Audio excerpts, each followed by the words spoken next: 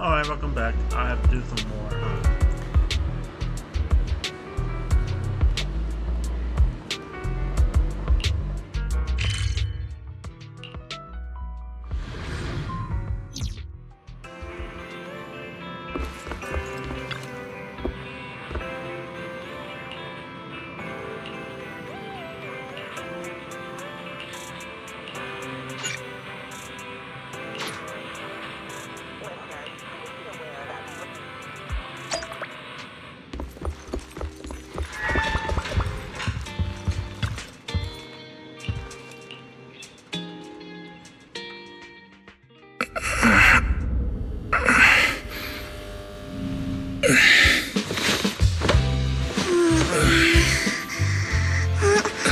Lord Phaethon, this time let me. Vivian? Vivian?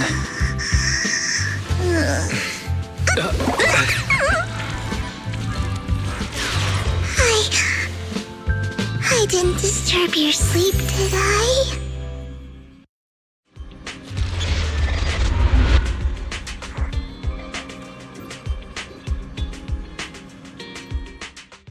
When I got here, the other Lord Phaethon said you were resting on the couch and just let me in. I meant to keep you company while you slept, but then I dozed off myself. Ugh. I was going to sit here looking super cute, hands cupping my face. You know, like the #1 sleepy face I want to wake up to pose. I can't believe I ended up falling asleep myself. Vivian, are you sure you're awake? That sounded like sleep talk. I'm sure sleeping in that position couldn't have been comfortable either. No, Lord Phaethon. I was just worried that I had disturbed your rest. Just being able to see you sleeping peacefully is already the highlight of my day. No, my entire month. Though it is a bit late, but... Good morning, Lord Phaethon. You're here super early today, Vivian. Is there something urgent? Mockingbird's death has stirred up quite the storm. I took some time to gather intel. It seems someone deliberately leaked the story that Hugo is an illegitimate child of the Ravenlock family, but I haven't found the source yet. Could it be Hugo's uncle, Hartman? Maybe he's trying to turn people against Hugo and Mockingbird by playing the illegitimate child card. I suspected that too. He could be using Hugo's background to make people believe Mockingbird is just another Top's pawn.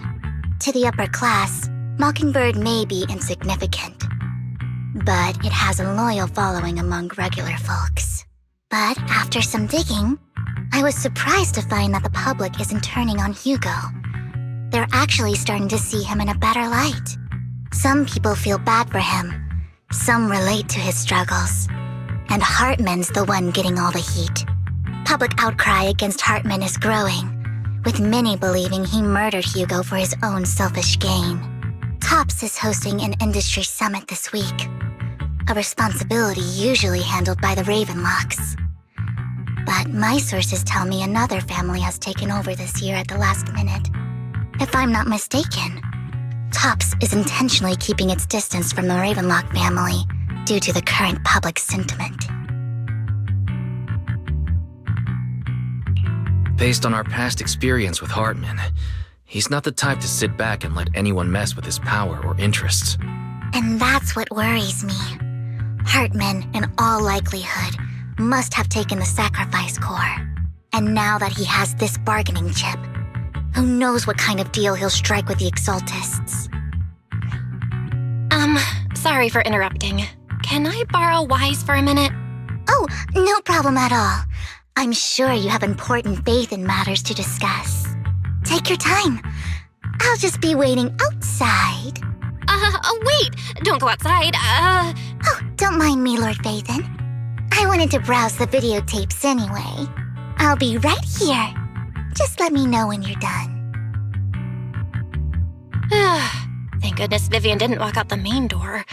Lycon's been pacing around outside for like half an hour and scared off at least 5 customers. He's stressing over what he did to Hugo in front of Vivian, but he really needs to talk to us. Maybe you should go speak with him first? Sure, I'll go talk to him. At the end of the day, we're all after the same enemy. As proxies, we should become the bridge between them.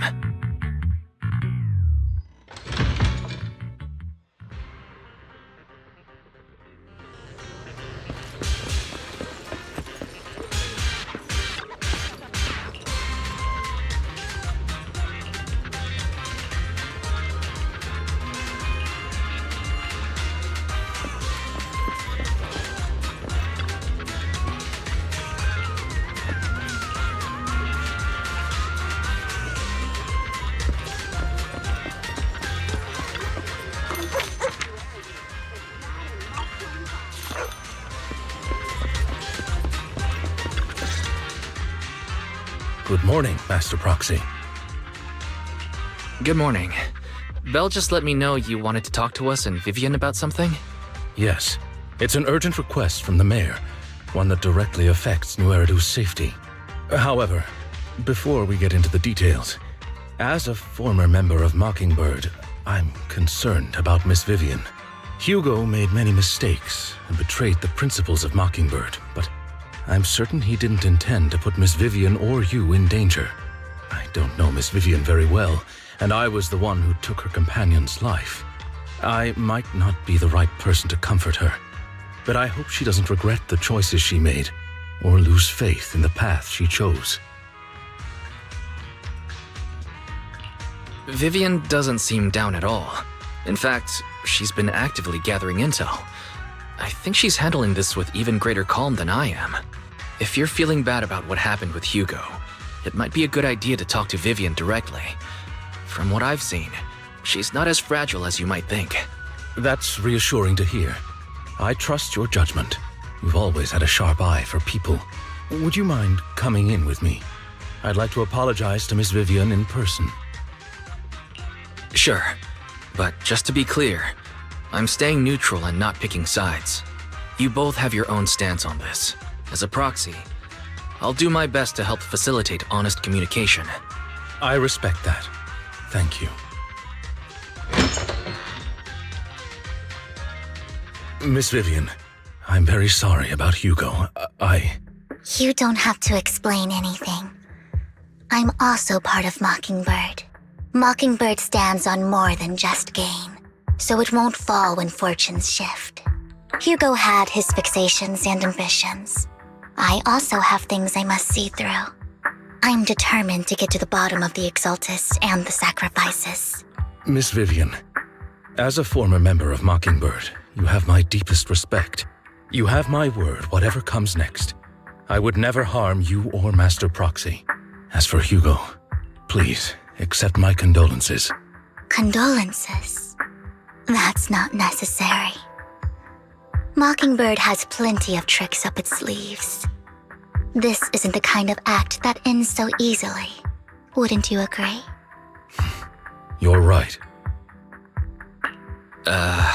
I'm glad you guys are on the same page, but why do I feel like I'm being left in the dark? Master Proxy, I believe we all share the same goal. Uncover the truth of the Exaltists and the sacrifices. The mayor has tasked me with inviting you to take on this mission, and hopes we can work together moving forward.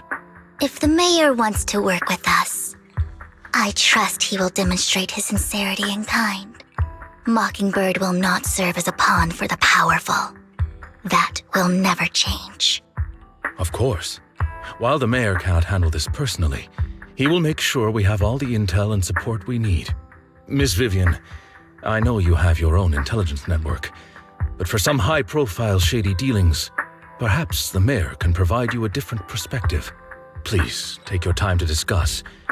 If you're open to collaborating, I'll set up a call with the mayor so he can speak with you both directly. Belle, Vivian, and I need to think this through carefully with everything at stake.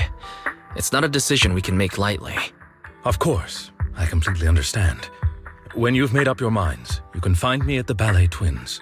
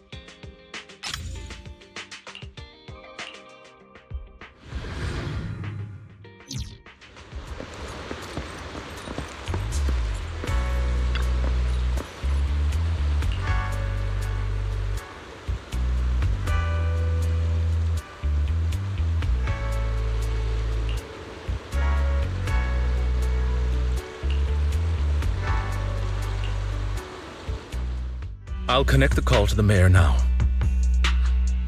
My dear friends, I'm glad you're willing to keep working with me. I'm truly sorry about what happened to Mr. Hugo Vlad. I didn't anticipate things would turn out this way. As mayor, I can't fully condone Mockingbird's actions, but personally, I had a lot of respect for Mr. Hugo Vlad. I looked further into Bringer's map. The sacrifices were created by an exaltist named Landon, who was active in Janus Quarter. Mr. Landon passed away in an accident a few years ago. Before he died, he was researching sacrifices and was said to have created a batch of serum that could turn living people into sacrifices. The problem was, the serum wasn't stable, and after his death, the recipe was lost.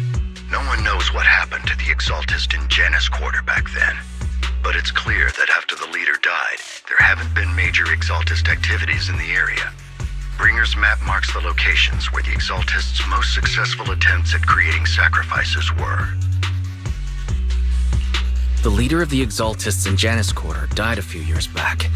They haven't been active since. Could it be that Hartman was just acting on his own? Unfortunately, that's not the case. My sources confirmed that Hartman had been secretly in contact with someone, and they only meet inside the Hollow. Is it possible it's someone from TOPS?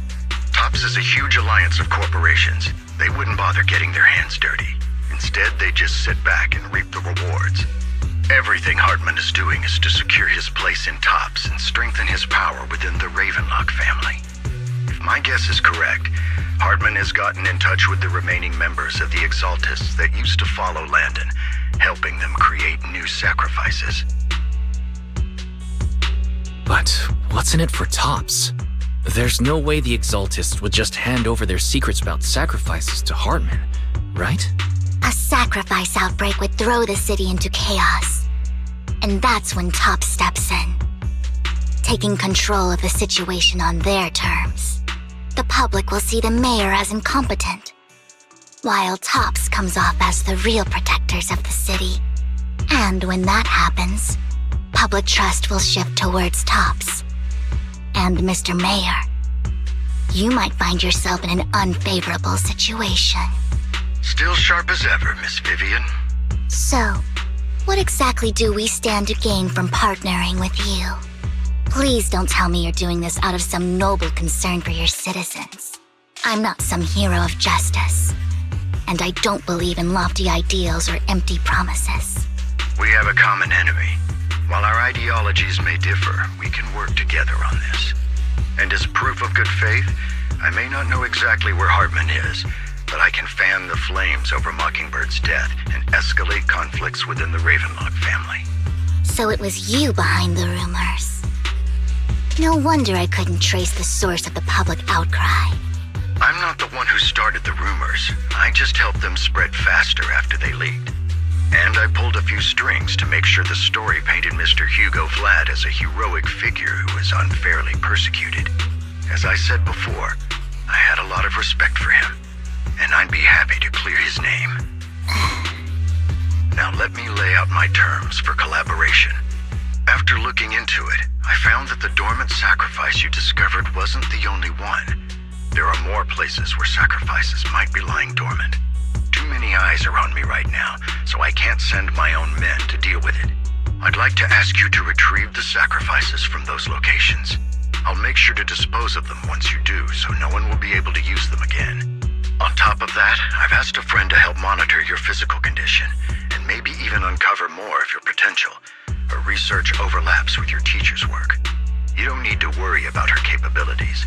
She's a Void Hunter rank special investigator. Really? A Void Hunter rank special investigator is going to be assisting us? And she's involved in our teacher's research? That's right. She's heading to Janus Quarter for some business. I wanted to set up a formal meeting, but she declined. She prefers to assess things on her own, and will reach out when the time is right. She'll let you know the details then. So it looks like you both are on board with this commission and ready to help recover the sacrifices? Okay. This affects a lot of ordinary people in New Eridu. We'll do our best. I know you won't let me down. Given our positions, we might not be friends, but we're definitely not enemies. I'll leave the rest to you then. I've got to go. Goodbye.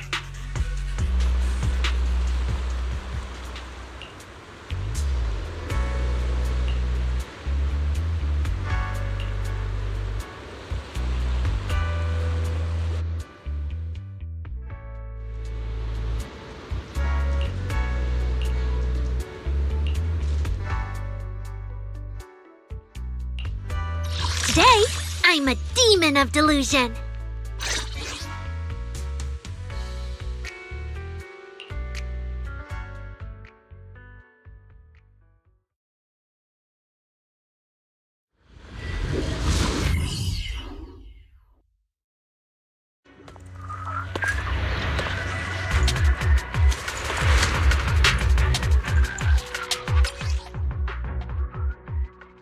Lord Phaethon, thank you for trusting Mockingbird and me.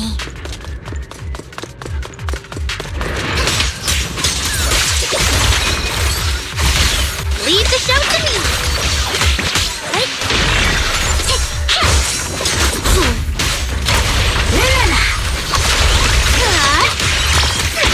My turn. Don't touch me.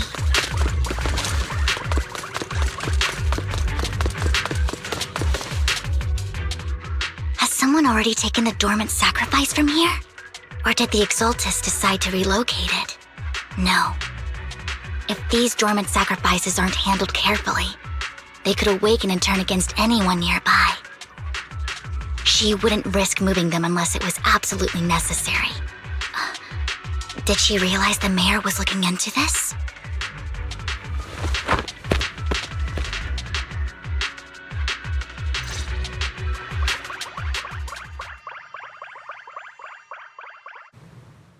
Did Hartman just make up this intel to get a shot working with us at Tops? I've been walking around forever and haven't found a thing. The Ravenlocks have always been a shady bunch. No surprise they've gone downhill over the years. I heard they were pretty loaded back in the day. What kind of business did they run? No clue. On the surface, their businesses seemed legit, but who knows what was happening behind the curtain. Probably something with the sacrifices. I mean, how else would he know about the dormant ones left around here for years? And he was so sure that even if those original sacrifices didn't work out, he had a backup plan. Backup plan? What could that be? Well, that's beyond me. I just happened to overhear something while I was next to Mr. Edmund one day. What's Tops planning to do with all these sacrifices, huh? For research? Do you think we'll ever have a normal life in the Hollows? Don't ask questions you shouldn't be asking. All right. There's nothing here anyway. Let's leave the Hollow and report back on what we found. And we'll make it just in time to clock out for the fieldwork shift. Let's get out of here first.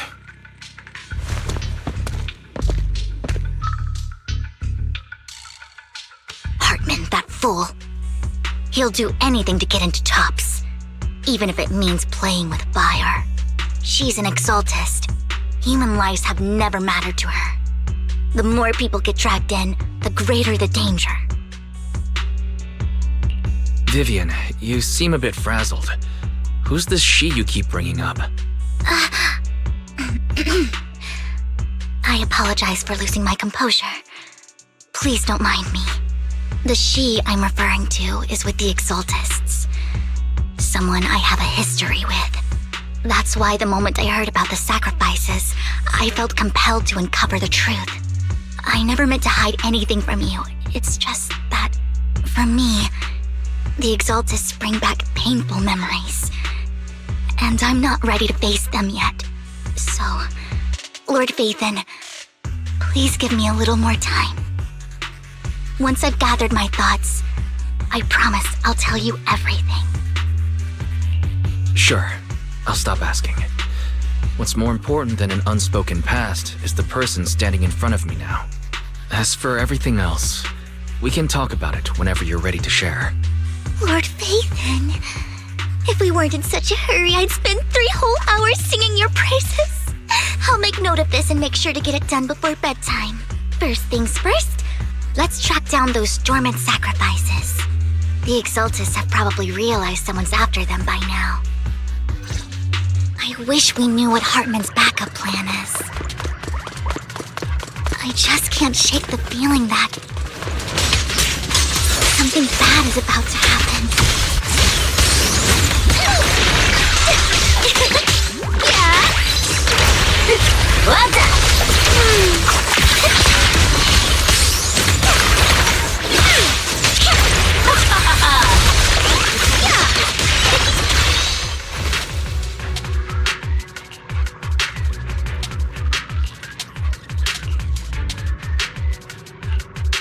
Hugo may have done terrible things, but he had his reasons. Mockingbird might be seen as the bad guys by a lot of people, but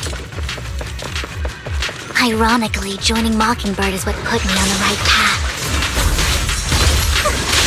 For the first time, I'm needed for more than just my past. Switching steps! Don't touch me.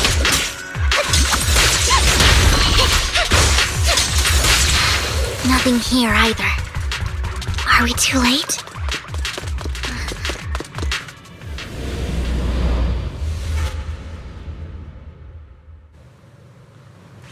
Don't touch me.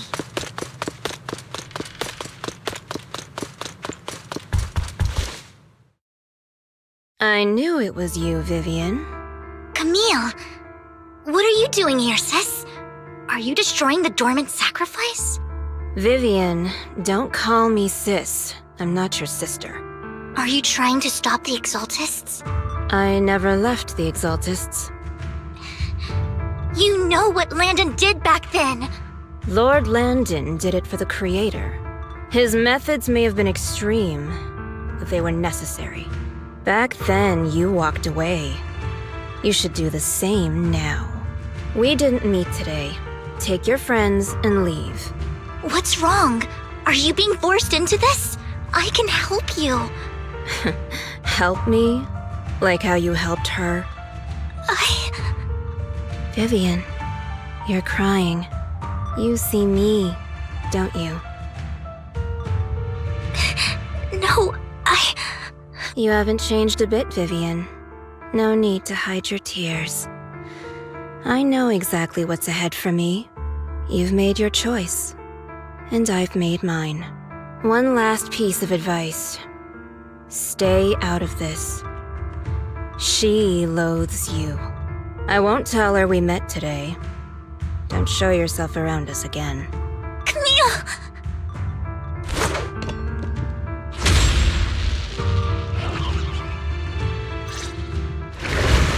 Lord Phaethon, watch out!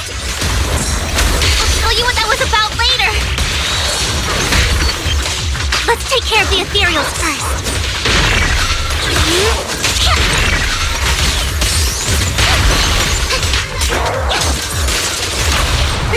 What's up? Not done yet.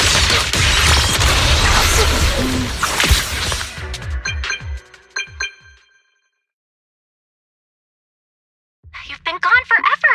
Did you run into any trouble? We searched the coordinates the mayor provided. Most of them were already empty. No dormant sacrifices. Camille, the Exaltists have been actively destroying the dormant sacrifices. Why would the Exaltists go after the sacrifices?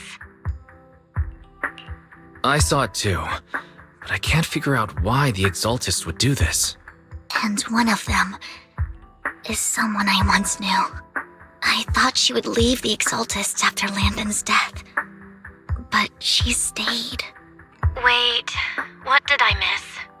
Why do you know so much about the Exaltists, Vivian? When I was a child, I stayed with the Exaltists for a while. Back then, Landon was one of the most respected figures among the Exaltists in this region. A lot happened, and after Landon died, I left. I can't turn a blind eye to the sacrifices. I know all too well how many lives have been lost bringing them into existence. Ever since I learned a sacrifice had appeared in Janus Quarter, I haven't been able to stop worrying. I won't let history repeat itself. That's why I asked Hugo to investigate, starting with the Sacrifice Corps. Vivian. Please stop. I'm not looking for comfort. I'm just recounting the story for you to understand the situation. We've got bigger things to focus on. But when I do need comforting, I'll come straight to you. I hope you'll make time for me, Lord Phaethon. Just so you know, I'm not the easiest to console. Absolutely. If you're feeling down, we'll be here for you. Okay, back to the matter at hand. That conversation between those two TOPS employees back in the Hollow is still bothering me. They said Hartman had a backup plan, and that got me thinking about some news that was quietly swept under the rug. Lately, there have been mining accidents in Ravenlock-controlled areas. Many workers have died. The families were paid off with huge settlements, way more than usual. No protests, no controversy, and the issue was buried. But considering the Ravenlock's financial position, why would they be so generous with payouts? That sounds sketchy. Do you think those accidents were faked? Precisely. I don't think those workers died in mining accidents. I'm planning to reach out to some old friends, see if they've heard anything about this. Do you have time, Lord Phaethon? My contacts are just near 6th Street. Care to join me? Sure. Let's go together.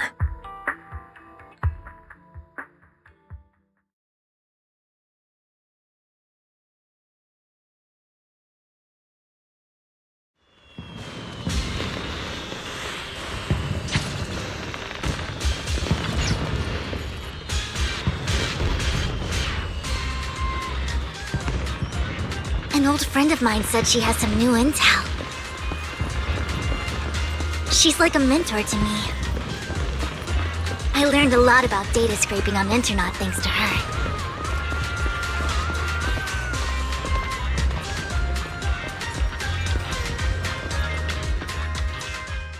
Rain! Long time no see. Yeah, it's been a while. Rain? So you're the old friend Vivian was talking about. Yeah, Phaethon. Long time no see. Rain, you actually know that Lord Phaethon is Lord Phaethon? No, I mean, you actually know Wise is Lord Phaethon. I didn't know right away. One time, I needed a favor from Nicole. I only found out after meeting them. I mean, who would expect a legendary proxy to be running a video store for a living? Oh, by the way, your idol... Rain, let's not bring up old stuff.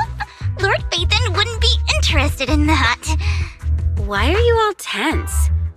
Right! Lord Phaethon lives on 6th Street too and might know your idol. Remember when you traced that post on Internet to 6th Street and actually went to check it out? And you came back all bummed, spouting nonsense. Like there was only a black cat at the location, and maybe your idol is actually a talking cat. Or something like that. I think I know that black cat. It hangs around our shop now.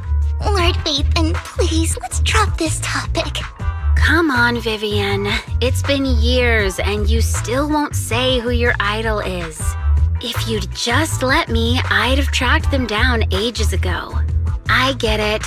You want to find the person who's important to you on your own. But you've tried so hard already. It's okay to lean on me a little, you know. I'm sure your idol won't hold it against you. I shouldn't have come to see you. Huh? What's wrong? Rain, Vivian said you might have some intel for us. Should we get into that first? All right, let's get down to business. Here's something I'm pretty sure about. The Ravenlock family's claim that those missing workers died in an accident? Don't buy it. The last signal from those workers was near the Hollow. Then communication went dark. I think they were taken into the Hollow. And yesterday, I picked up that the Ravenlock family secretly hired some people to search the Hollow's perimeter. I caught a weird distress signal from someone and managed to track down the source. When I tried to reach out, the signal cut out completely. The last trace of the signal was near Lumina Square. Finding someone in real life isn't really my thing, so that's where you come in. Okay, we'll take a look around. You just said this is something you're sure of. Do you have anything you're not so sure of? I dug up some info online, and one thing stood out. A few days ago, there were some creepy sounds coming from an abandoned warehouse by the port. The place was locked up, so no one could see what was happening inside. Not sure if it's related to your search. If you don't find anything useful around here, it might be worth checking out. Well, that's all I have for you. Thank you, Rain. Don't get all emotional on me now. I'm just helping out a friend. This one's on the house. Consider it payback for the favor you did me last time. But if you still want to find your idol, hit me up. I've been curious for what... Alright, don't worry about it. I'll manage it myself. Stop being so nosy, Rain. Nosy? Nah, just professionally curious. What kind of person is worth all this searching, huh? But honestly, whoever they are in real life, they've become a part of you. You've come a long way in this search, Vivian. I much prefer the person you are now. So if you find this person, don't chicken out. Go meet them. People will appreciate you for who you are. Rain. I might not care about the real world or what it'll be like, but I hope everyone I know can live a good life. I'm counting on you to save the world, guys. All right, I have other business to take care of, so I'll leave the rest to you.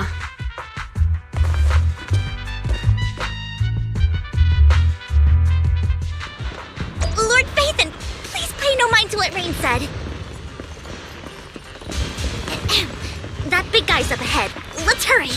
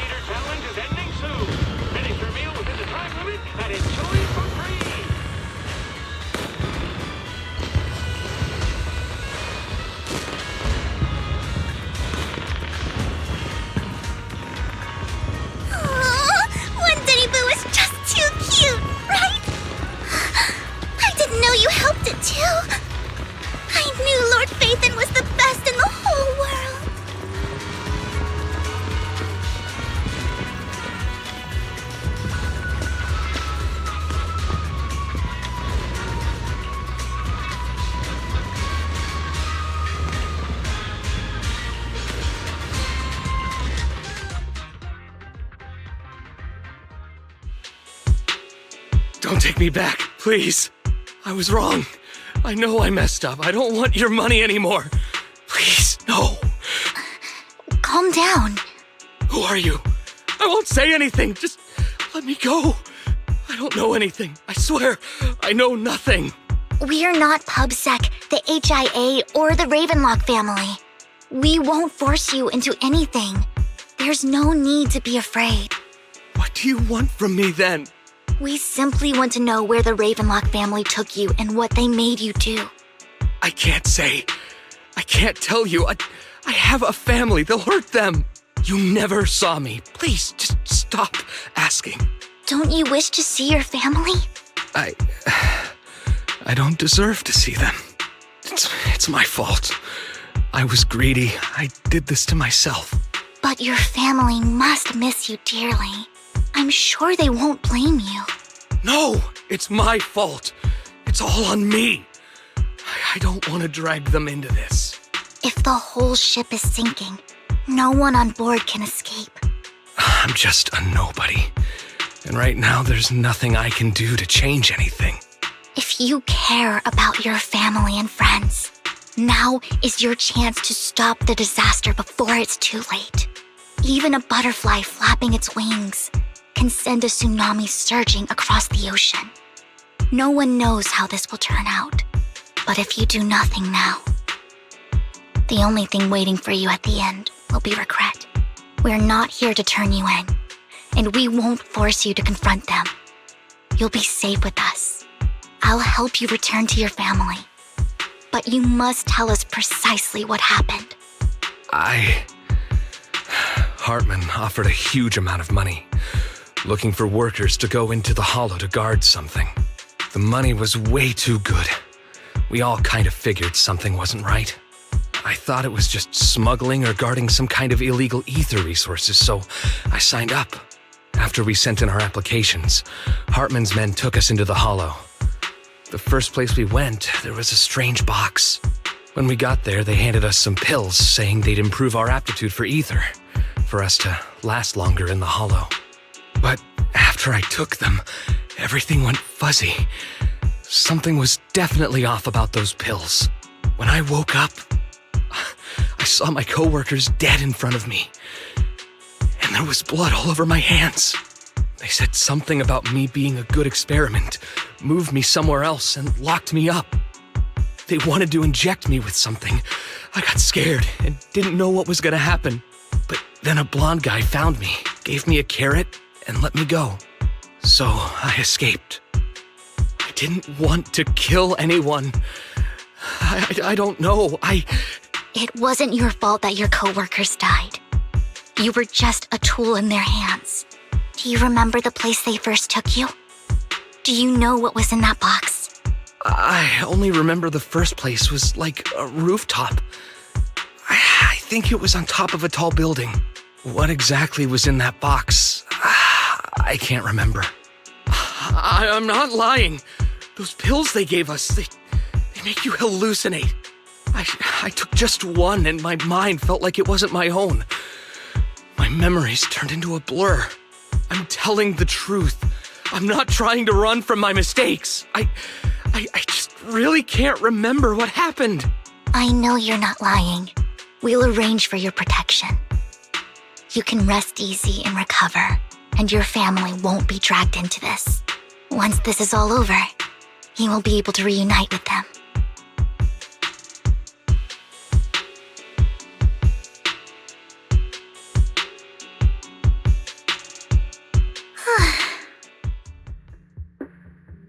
Sometimes I wonder if you've had some kind of special training, Vivian. No matter who you're up against, you seem to analyze the pros and cons and make a judgment in no time. Actually, I wasn't always like this. I used to run away when things got tough. There was even a point where I just wanted to disappear. As if my very existence was the source of suffering. I wondered. Perhaps leaving it all behind could put an end to the pain. It's hard to picture that. My first impression of you was pretty, assertive. Well, I was on a mission at the auction when we first met. And just as Rain said, I've come a long way from who I used to be. Speaking of Rain, it's quite a coincidence that you two know each other and are actually close. You even know one Denny Boo. That surprised me. We might have crossed paths without even realizing it. Enough about me. Tell me more about you, Lord Phaethon. Where have you been? And what have you experienced? Looking back, it feels like I've been through a lot lately. Belle and I even lost our Phaethon account. It's a long story, starting with how the Cunning Hares took something from the Red Fang gang.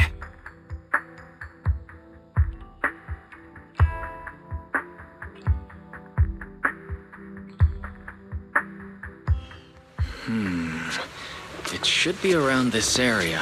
Belle told me there's a highly rated store here.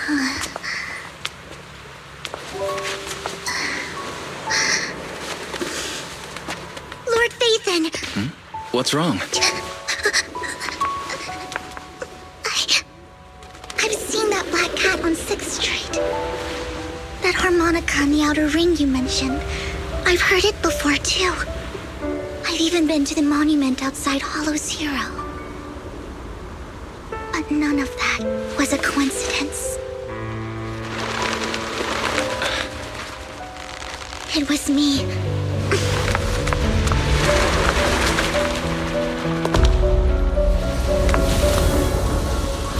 Following you, and now I've finally made it to your side. Ever since I was little, I had been seen as the bringer of bad fortune. I had traveled to many places and witnessed far too much misfortune. Every tear I shed brought disaster. I've heard too many curses to count. I loathed my tears as much as I despised my own existence. Wherever I stayed, tragedy followed. I had roamed too many places, and each time, it ended the same way. I didn't know where I could go anymore. One night, I stumbled upon a post discussing me, whether they knew me or not. Everyone seemed convinced that I was the source of the curse. Some mocked me with cruel intent. Some wished I would vanish, and others speculated maliciously. It really seemed that my very existence was a disaster. In that moment, as darkness enveloped the city, I saw lights flickering to life all around New Eridu. So many lights. And not knowing where to go, I thought, if only I could disappear into those lights. I made up my mind. And right then, my phone rang. I decided to take one last look. I wanted to know who left me my final message from this world. It was you, Lord Phaethon. Huh? Me? Yes. And I checked with the other Lord Phaethon. You were the one using the account at that time.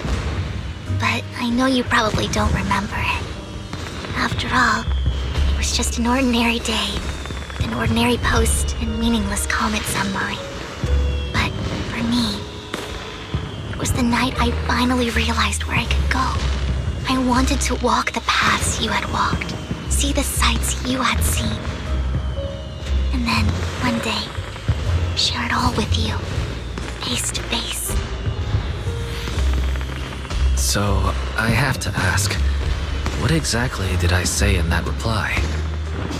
Well, you'll have to figure it out for yourself. I'm not telling you. You're putting my memory to the test.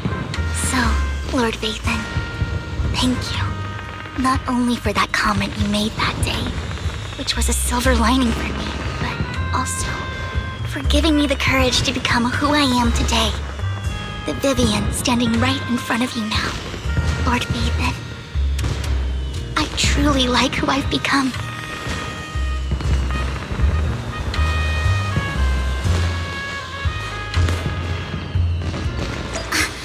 Lycon just sent a message. There's an update. Let's head back to the video store and go over the details together.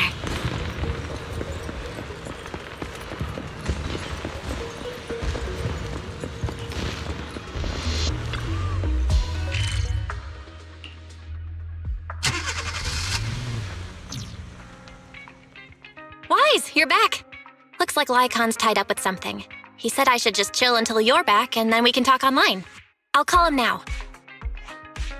Master Proxy, Miss Vivian. The gentleman Rena brought back has stabilized and calmed down now. Based on his account, we've identified where Hartman is hiding the core. He also mentioned that Hartman plans to trade the core with a group of people. We suspect that this group consists of members from the Exaltists. I knew it. Now that we have the location, it would be splendid if we could seize the sacrifice core before they do. Precisely. We hope you can head to the location as soon as possible to secure the sacrifice core. All right, we'll get there right away. I have other matters to attend to, so I'll leave the retrieval of the sacrifice core in your capable hands. The mayor's friend that he mentioned before will also be assisting you this time. The target coordinates have been shared with her, and she'll meet you there. Please ensure your safety, and I wish you all the best.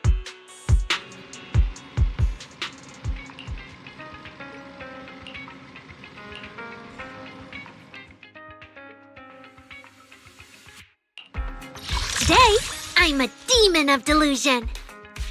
Looking for intel? Or hiring me for a job?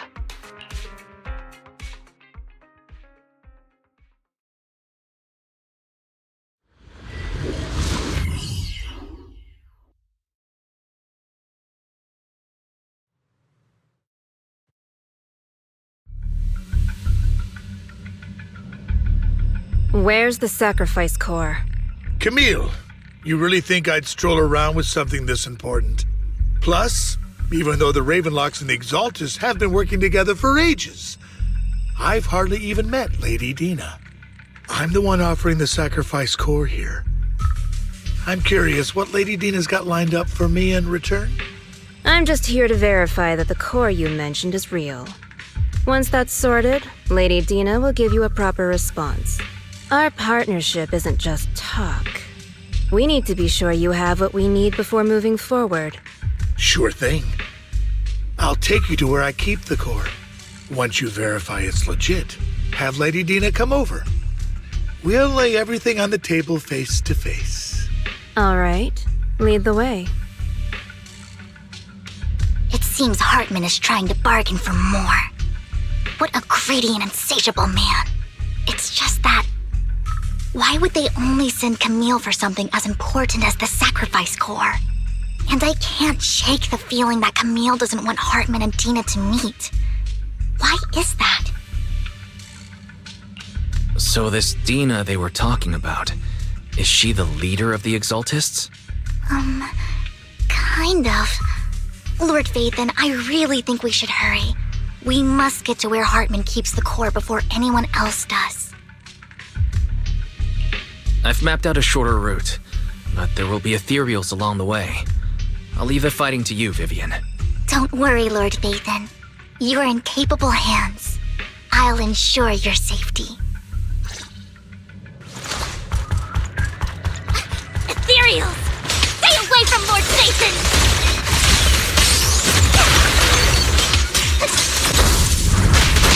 Oh, for Lord Vathan!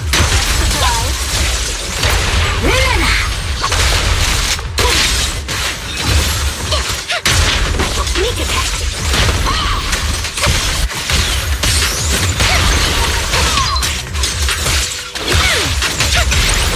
Worms belong in the dirt. Looks like Hartman's trying to negotiate for more leverage. Let's get out of here before we're spotted.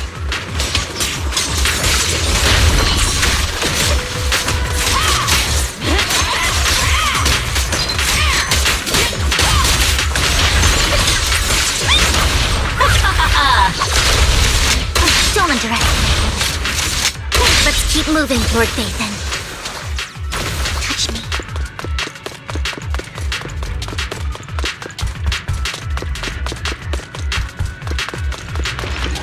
Leave the enemies to me, Lord Vathan.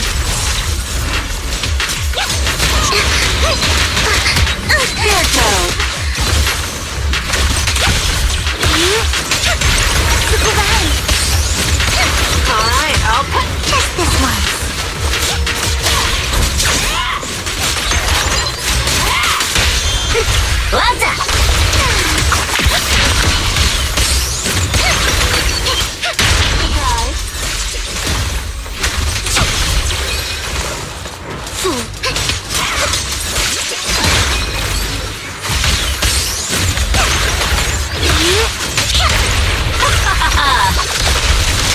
They're still over there.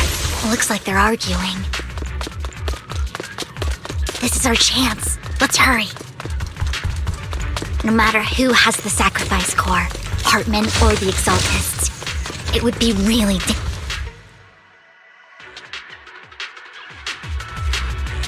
discover what's in the box. Or we do this the hard way.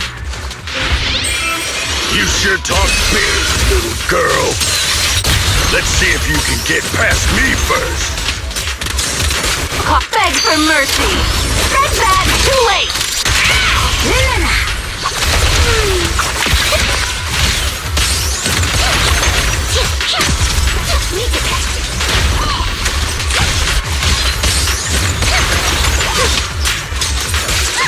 Let's hurry and secure the sacrifice. Lord Vathan, the box is empty. So Hartman never kept the core here to begin with? How did you even find your way here? Where's the core in the box? What did you do with it? You call this keeping the sacrifice core safe?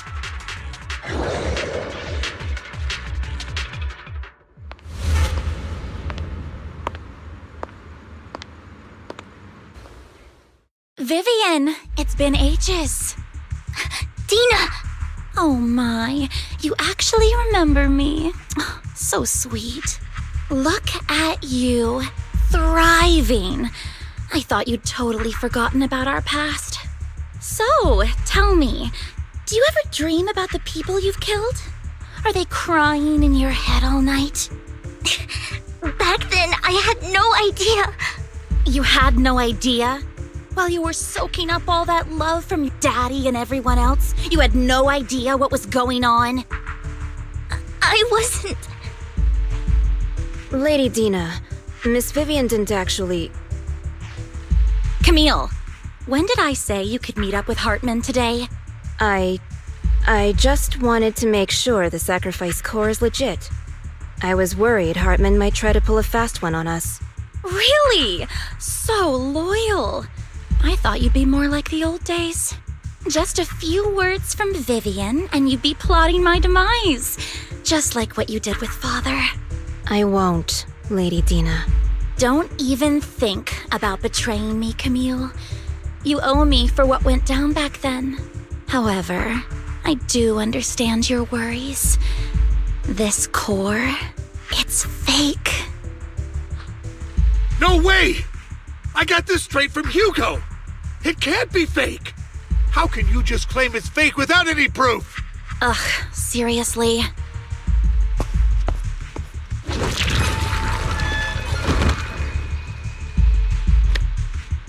The sacrifice core can max out the ether particles within human bodies in no time at all. But look at your little subordinate. How uncouth. He's making noises like some animal. Can you shut him up? So annoying.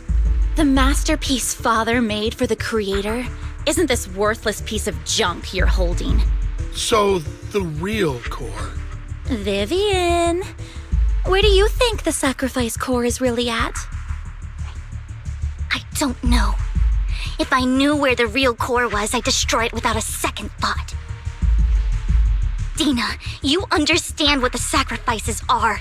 And you know those who were blessed should not have to endure such horrors. Oh, they shouldn't have suffered those horrors. Weren't you the one who decided if they'd be blessed or not? If it weren't for your tears, how would they have encountered such misfortune? How self-righteous, Vivian. Their fates were in your hands. It was you who brought disaster on them. Landon just needed an excuse. He needed someone to blame. Whether I shed tears or not, he'd treat living beings as mere subjects for his sacrifice experiments. Dina, you know all of this. Landon even went so far as to sacrifice you. Shut up, shut up, shut up! Father did it for his great cause.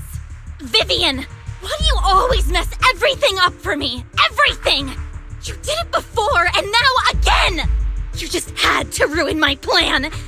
I was so close to fulfilling Father's last wish. If you don't give me the sacrifice core, be prepared to become food for the ethereals. I told you I don't have the sacrifice core. Otherwise, I would have destroyed it already. Lord Vathan, find the right moment to retreat. She can be quite unpredictable when her temper flares. Oh, really? You don't have it? Then I suppose there isn't a reason to keep you alive.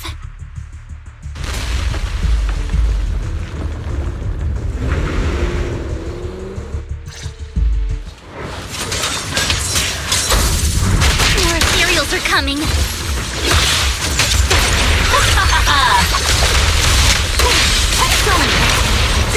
What's up? Too many. No chance to get out of this.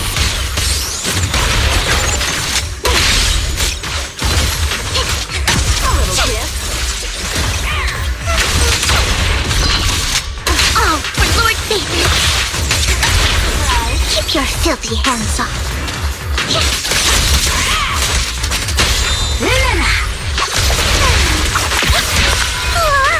Lord Nathan just so touched.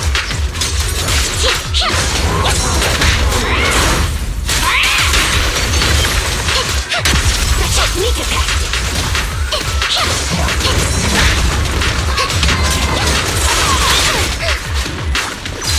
Oh my. Notice me. Lord.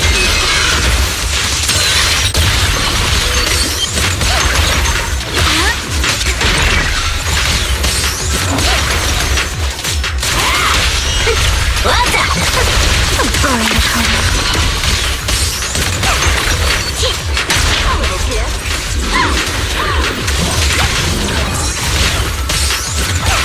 Stay away from Lord Nathan! There are so many.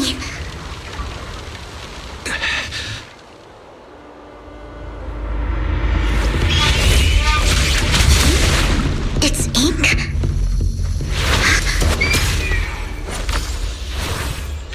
Shun Palace, good fortune, closed gate, safety. What? An evil miasma gathers here. Another place of conflict. If you wish to avoid disaster, then head southeast.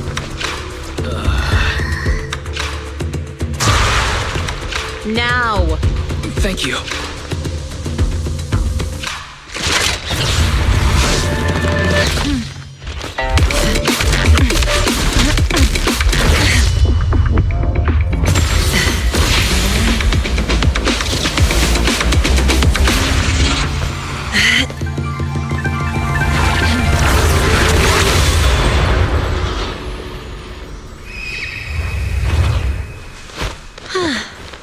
Finally, peace and quiet.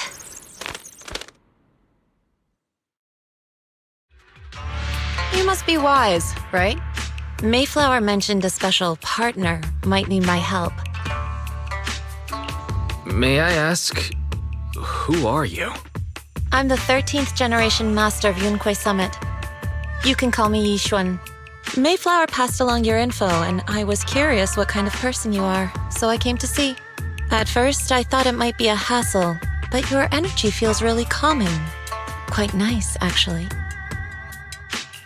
So, you're the investigator the mayor mentioned. Yes. He also asked me to be your temporary teacher and offer you a bit of guidance. Guidance? What does that mean exactly?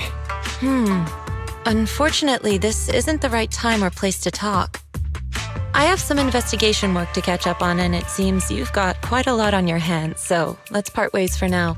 I'll find a good time to visit you soon.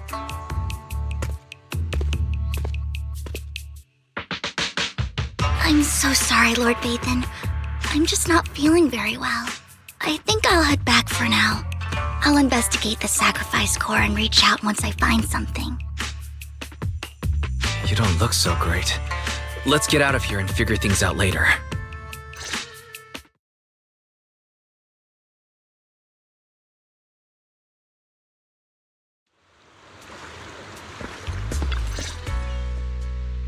Lord Bathan, are you going to rest now? I can head back later, Vivian. You seem a bit off since we left the Hollow. If you want to talk about what's bothering you, I'm here. Sometimes it helps to get it out. I didn't mean to keep my past from you, Lord Bathan. When I was little, people thought I brought misfortune, so no matter where I went, no one wanted me around for long. Then, one day, Landon adopted me and brought me to the Exaltists. There, I met Dina, who was so kind to me, treating me like a dear sister. She told me her father, Landon, was was a great man who'd one day make everyone stop fearing the Hollows, so all life could live freely inside and outside of them. Dina helped Landon pick people for the blessing, and everyone in the Exaltists respected her greatly. Those who received the blessing would have a better ether aptitude, allowing them to enter the Hollow freely without fear of sudden disaster. Back then, Dina would chat with me every day, always about the Exaltists and her father. But things between us shifted when Landon asked me to step in for Dina.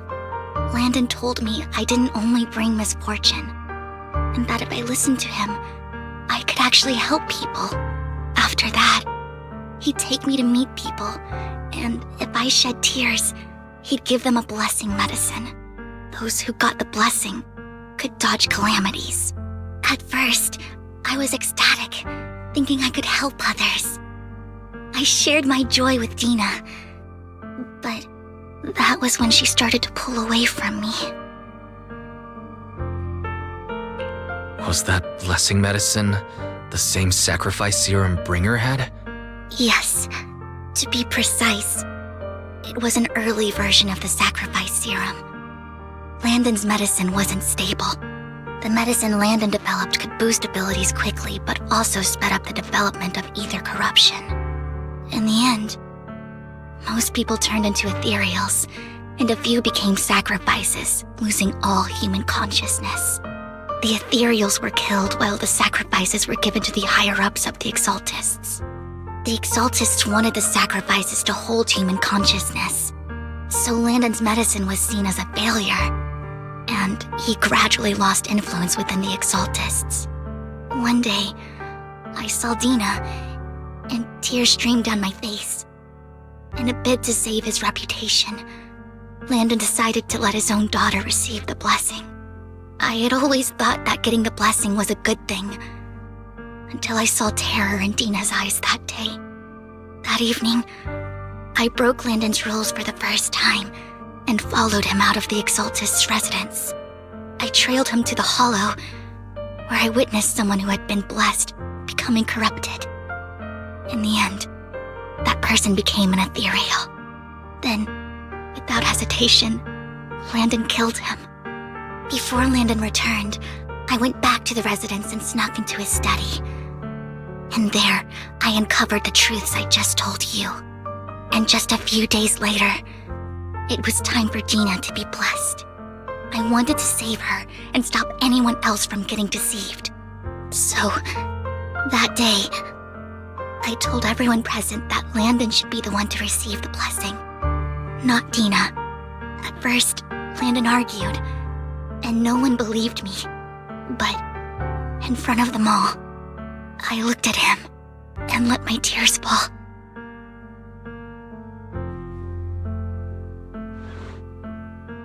Lord Landon, please accept the blessing. Vivian, you... Why won't you accept the blessing? Were you lying to us? Ungrateful fools!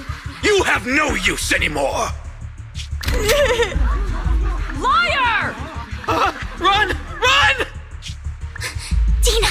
Dina, wake up! We have to go! Vivian? What's happening? Listen to me. Lord Landon's so-called blessing isn't...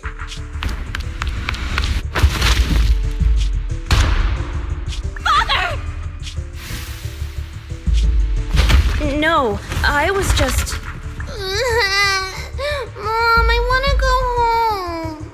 It's got nothing to do with us. This is just what happens when you don't accept the blessing. Vivian, was this you? Dina, I just didn't want you to accept the blessing. Everyone who does ends up... I just don't want to lose my father. You knew? If you knew what he's done, you... He's my father. He's all I have. Stop being self-righteous, Vivian. You only ever bring misfortune.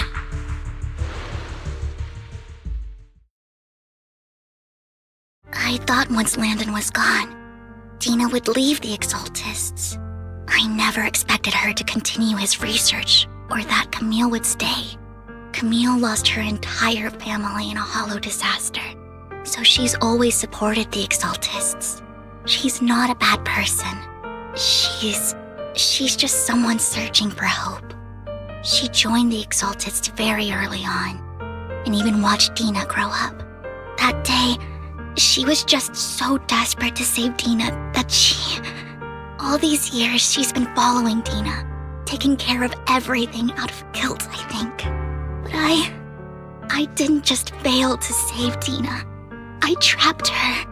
I see misfortune approaching, but I can never change its course or avoid the bad ending.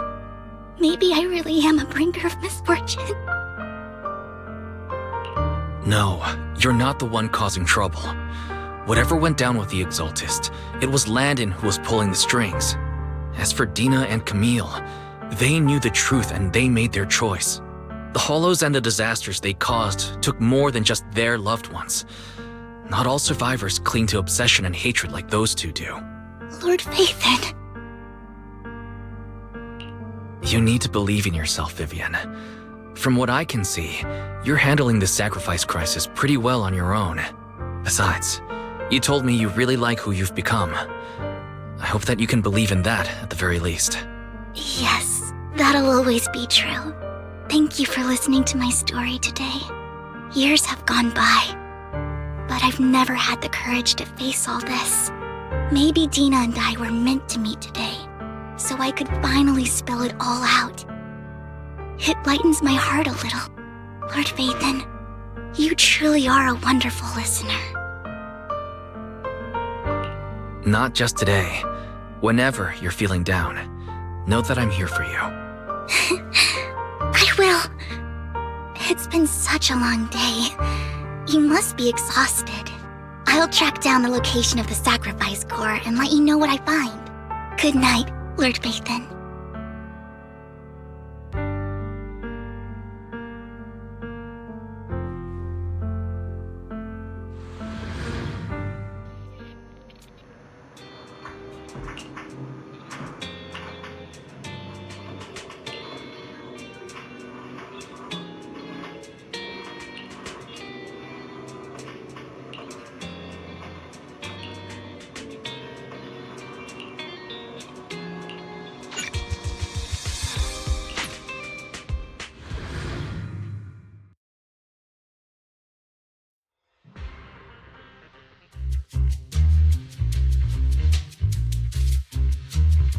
Shawl, I didn't expect you to be working here. Perfect. I was just covering someone's shift. The screening here is super strict, and I was afraid the supervisor would realize I was new and subbing for someone, so I hid in the control room during the supervisor's inspection. So I happened to bump into this guy, a blonde man wearing a hat, and I think he was checking some footage. Then he logged that footage into the tape he brought. Later, I found that part of the footage had been wiped. Blonde, wearing a hat. Could it be Hugo? Do you know him? I think it's him. If it were Hugo... I think I know where he would hide the tape. Thank you, Shaw. You were a big help. Great! You also helped me a lot when I started working. I used to make mistakes all the time. If it weren't for you cleaning up my messes, I would have been fired ages ago. So I'm happy I could help you too. All right, go ahead and do what you need to do. We'll catch up another time.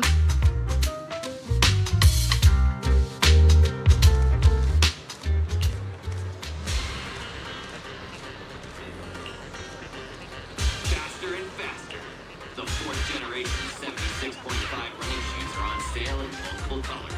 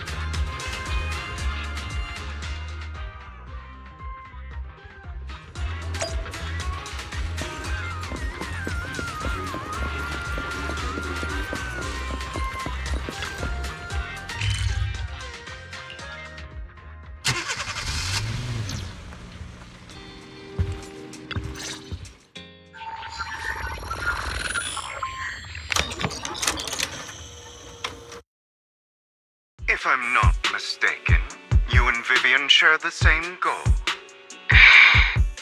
Silence is no good for negotiation. I just don't want Dina to reach a point of no return. Hasn't she already reached that point with what she's doing? The formula for the Landon serum was lost, but a batch survived, and Dina was able to develop a substance that can be used for mind control. She's trying to combine the two to make sacrifices that would obey human commands. If the dormant sacrifice and the remaining Landon serum are destroyed, we can put an end to this. Dina's concoction can't create sacrifices on its own. And the sacrifice core? That belongs to the creator, not her. Although I find Landon's methods despicable, I can't deny that the Exaltists and the creator are leading us in the right direction. I just don't want Dina to spend her life trapped by her father's mistakes. I mean, no offense, but I find your protectiveness rather weird. I will confirm the location of the dormant sacrifice and find the chance to relay the information to you. I do not want any of my people to be going into danger. As for the sacrifice core, I can only guarantee that it will not fall into her hands. As for how things will ultimately play out, the creator will guide me.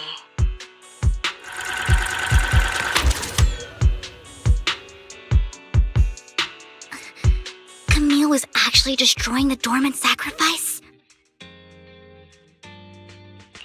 Compared to Camille's motives, I'm more concerned about whether Hugo has more plans lined up. Hugo... he... Wise, Lycon just sent a message saying he's got something urgent that he needs to talk to us about now. Alright, let's patch him in. Master Proxy, I apologize for disturbing you. We have just learned that the Ravenlock family will host a banquet tonight. This banquet is rather special, as they're allowing members of their family to invite business partners to attend. With Hartman at the center of controversy, there are many members of the family who are eager to use this opportunity to replace him. The mayor has been spreading rumors of a young tycoon who inherited a sizable fortune and is looking to partner with a person from an old and influential family. This information has lured a young man named Burton from the Ravenlock family. So, you want me to pose as this tycoon and use Burton to infiltrate the banquet? Correct. And Hartman's study is also located within the venue. I see. Hartman's study might hold valuable information. It seems like there's nothing left for me to do. You can attend as her +1. +1? Lord Phaethon, please go with me! Master Proxy, it seems Miss Vivian requires your presence, so... Yes, just your presence will help me immensely! Sure. If we go together, we'll be able to keep an eye out for each other. I'll accompany Vivian. I'll send you the time and place for the meeting with Burton. If you encounter any danger, please evacuate immediately or contact me for backup. I hope everything goes well for you tonight.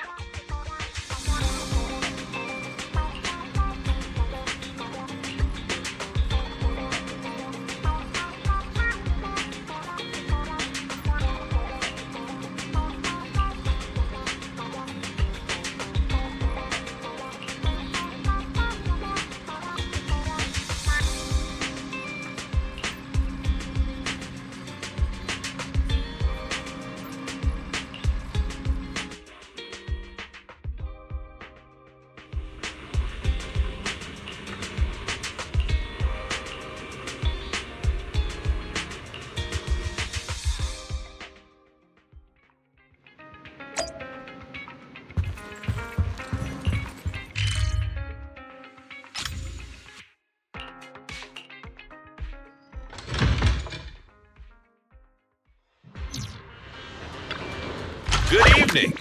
Which part do you want to modify this time? Is that it? Come back next time, you hear?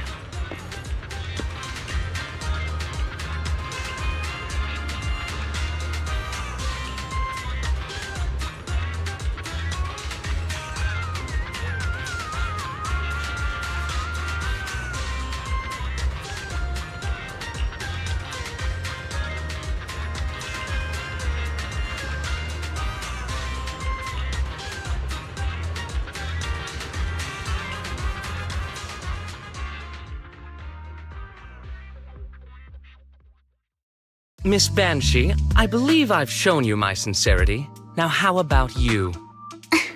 Sincerity? My presence here is a show of sincerity.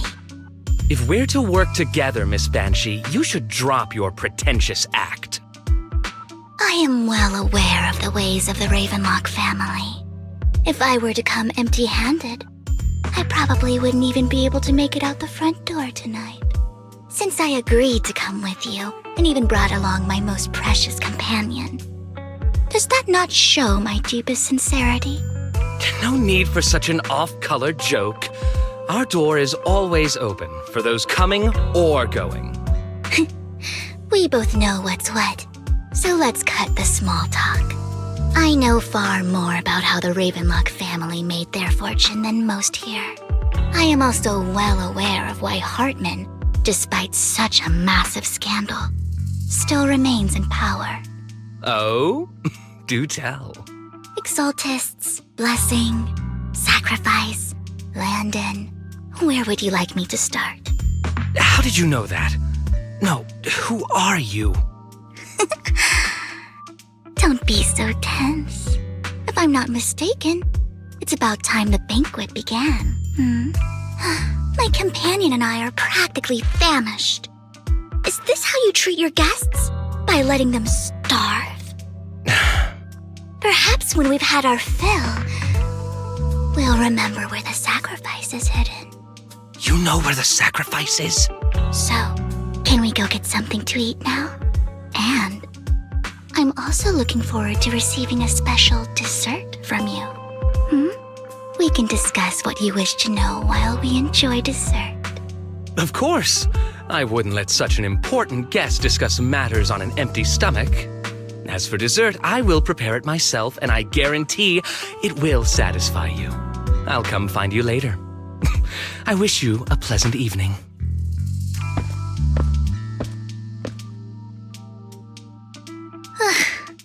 These kinds of people are exhausting to deal with. I really don't know how Hugo used to put up with it. You always manage to surprise me. You sent him off with just a few words. If I were him, I'd think you were a powerful noble lady. It's just some techniques Hugo taught me. Like that dessert I mentioned. It means I want them to offer more if they want to come to an accord. Fortunately, that old fox Hartman is terrified of losing power. He's definitely keeping the destruction of the sacrifice and the fact that the sacrifice core is fake hidden from the other family members.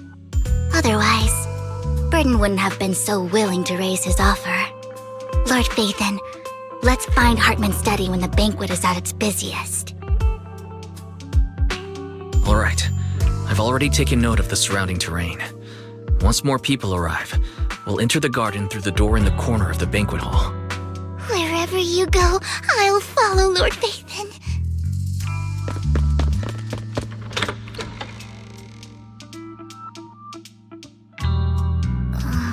Isn't this going a bit too well?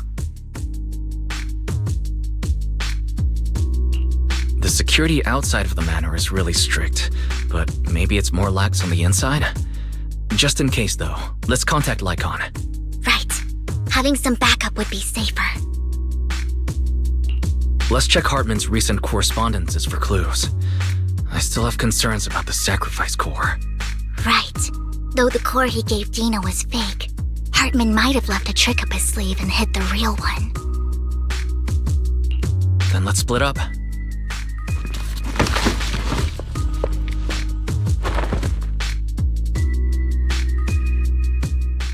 Esteemed guests, is the catering at the Ravenlock family banquet not to your satisfaction? So much so that these two distinguished guests felt the need to come to my humble office to scavenge for food. Don't want to come out? Well, after all, you don't have long left. Burton, that greedy idiot, fell for the mayor's trap. But I never expected that he would bring you into my territory. I suppose I should thank him. Otherwise, I would have had to go to great lengths to eliminate you. Vivian, Phaethon, Give Hugo my regards. Tell him I shall be taking the wealth and power of the Ravenlock family for myself.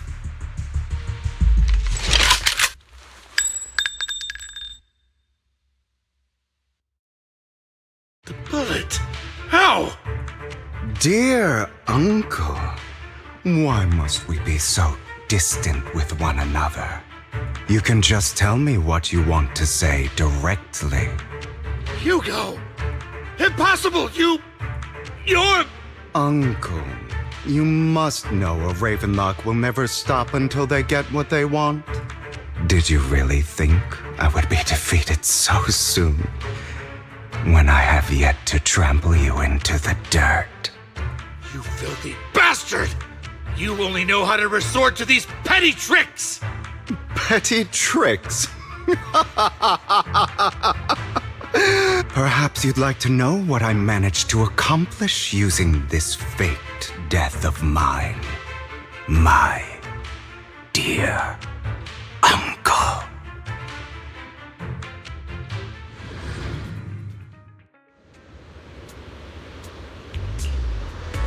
Faking my own death. Hope it's all worth the theatrics in the end. It was just to keep Hartman off my back, but maybe I went a little overboard.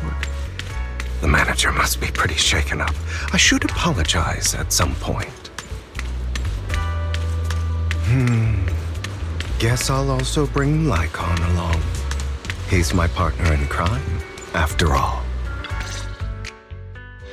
You're taking longer to rest than I expected. Lycon, you think too highly of my physical capabilities. Well, thank you for your cooperation. I must say, if nothing else, at least your acting skills have improved. Why do you look so angry? You should be happy. We pulled that off together with flawless teamwork and managed to fool everyone. Drop your foolish facade. I'm glad you still remember the code we set all those years ago. And thank you for ensuring your sleight of hand didn't deteriorate. Oh, right. I should also thank the blood bag hidden in my clothes and our other props. Do you remember when we last used this trick? It was probably ages ago. Sometimes I really don't understand you. Have you never thought about what the consequences would be if I didn't understand your code? If I decided against helping you? Or if I just couldn't control my strength properly? You'd understand it. Of course, if things really did go awry, I had alternative plans. You wouldn't be so arrogant as to think I'd bet everything on you, would you? You're insane. Aw, I'm flattered. So what exactly is the purpose behind all this? Surely after going to such great lengths to erase your own existence, you don't just plan to hide here and reminisce about the past with me. Don't try to brush this off. I've already helped you enact your plan. Tell me the truth. Don't get your tail in a twist. I have more plans that require your assistance, so naturally I would not hide anything from you. Simply put, as things stand, whether as Hugo Vlad or as Mockingbird, I am doomed to die. Seems you've made quite a few enemies. As a member of the Ravenlock family, I negotiated with Edmund and managed to obtain resources from Tops for my future plans. I also confirmed what attitude they held toward your master, the Mayflower family. Meanwhile, I used my identity in Mockingbird to strike a deal with Hartman and gather information on their collaboration with the remnants of the Exaltists. That's where I got my intel on what Bringer left. Oh, by the way, the crime declaration letter that your dear mayor received, that was also sent by yours truly. He's probably figured that out by now, right? Though I'm not sure if he told you. The mayor learned about the sacrifice attacks through his own means, but lacked an opportunity to take action. That warning letter was precisely what he needed. You aren't hopeless yet. How delightful. In short, I'm more well-informed than your lot because I get around, dealing with all these different important figures. But of course, it comes at a cost. It's only fair. After all, you can't hide the smoke from a wildfire.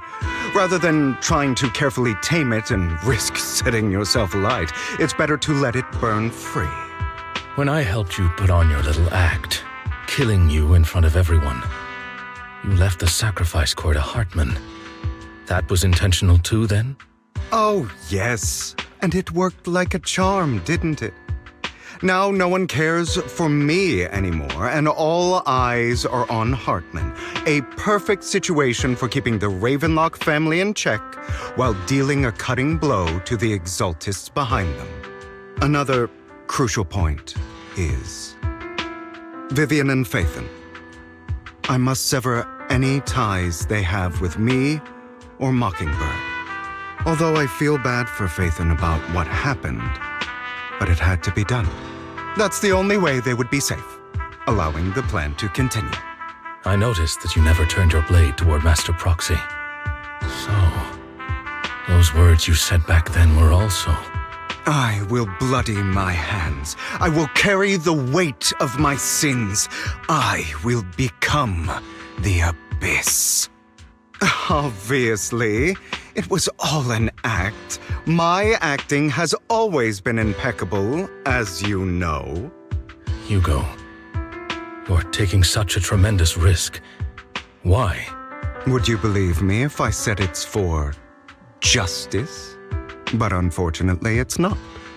I want revenge on the Ravenlock family.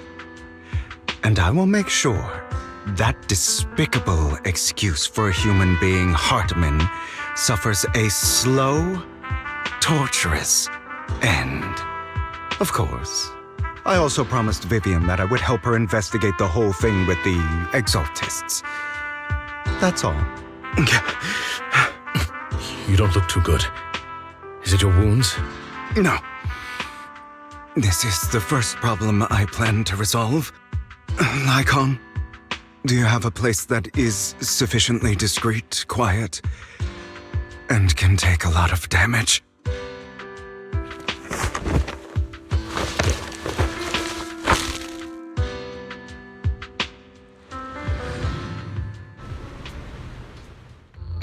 What exactly are you doing?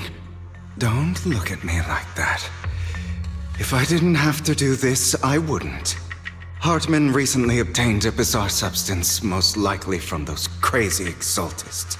After use, it allows control of the victim's mind. To some extent. You were dosed with it? To be more precise, Lycon, I deliberately allowed Hartman to put this drug in my cup to facilitate our previous collaboration.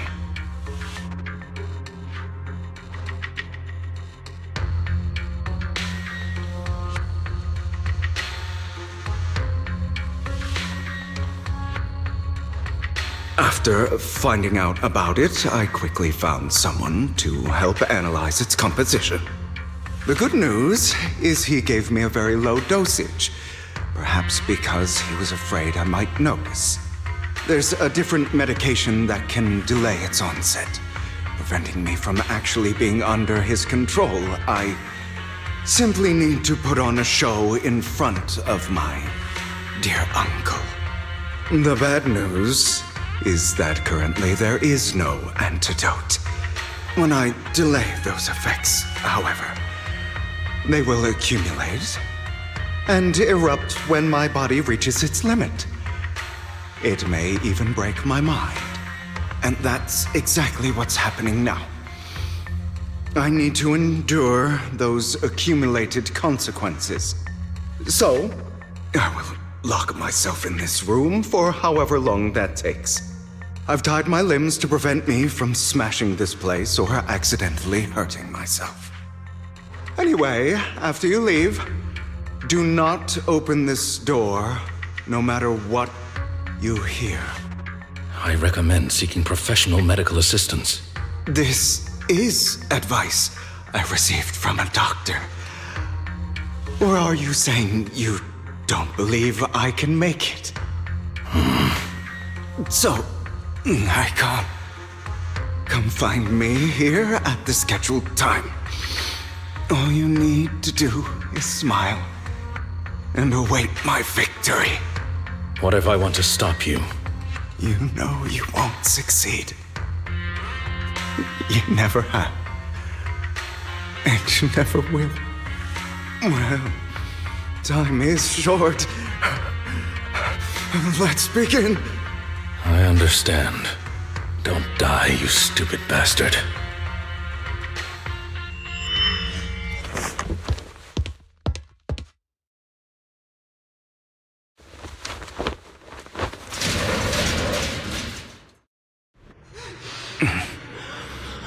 Is this because the side effects haven't worn off yet? Lycon's late. I'm surprised. Or is something wrong with time itself? Looks like someone's over there. Might as well go ask.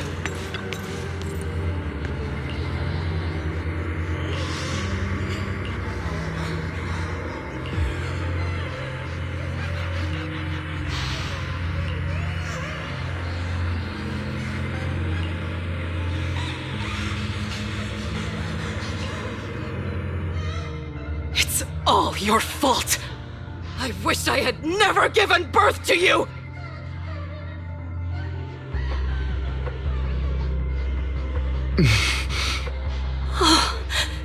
Everything will get better if you just die, right?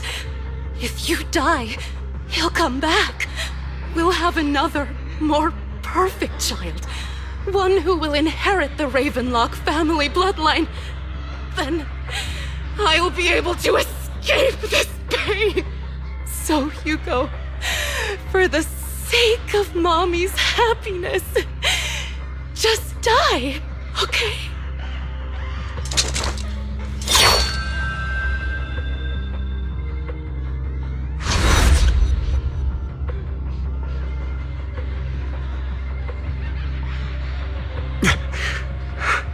So, I wasn't awake yet after all. That's because you don't want to wake up again. Who are you? I am you. Hidden deep within your heart. Your most true self. You want to kill her, don't you? Your so-called mother. Every time she beat you without reason, when she tried to gouge out your eyes, when she saw, why not admit your hatred? As you are, you can hunt her down and make her pay for the living hell of a childhood she made you suffer. Yes, I hate her. I hate her because she was foolish and shallow, greedy and stupid. I hate her because she doesn't deserve to be a mother. She did everything she could to try and get into the Ravenlock family, believing she could live a life of luxury without having to do anything and never realizing she was a pawn, discarded from the very beginning. So she chose to blame me.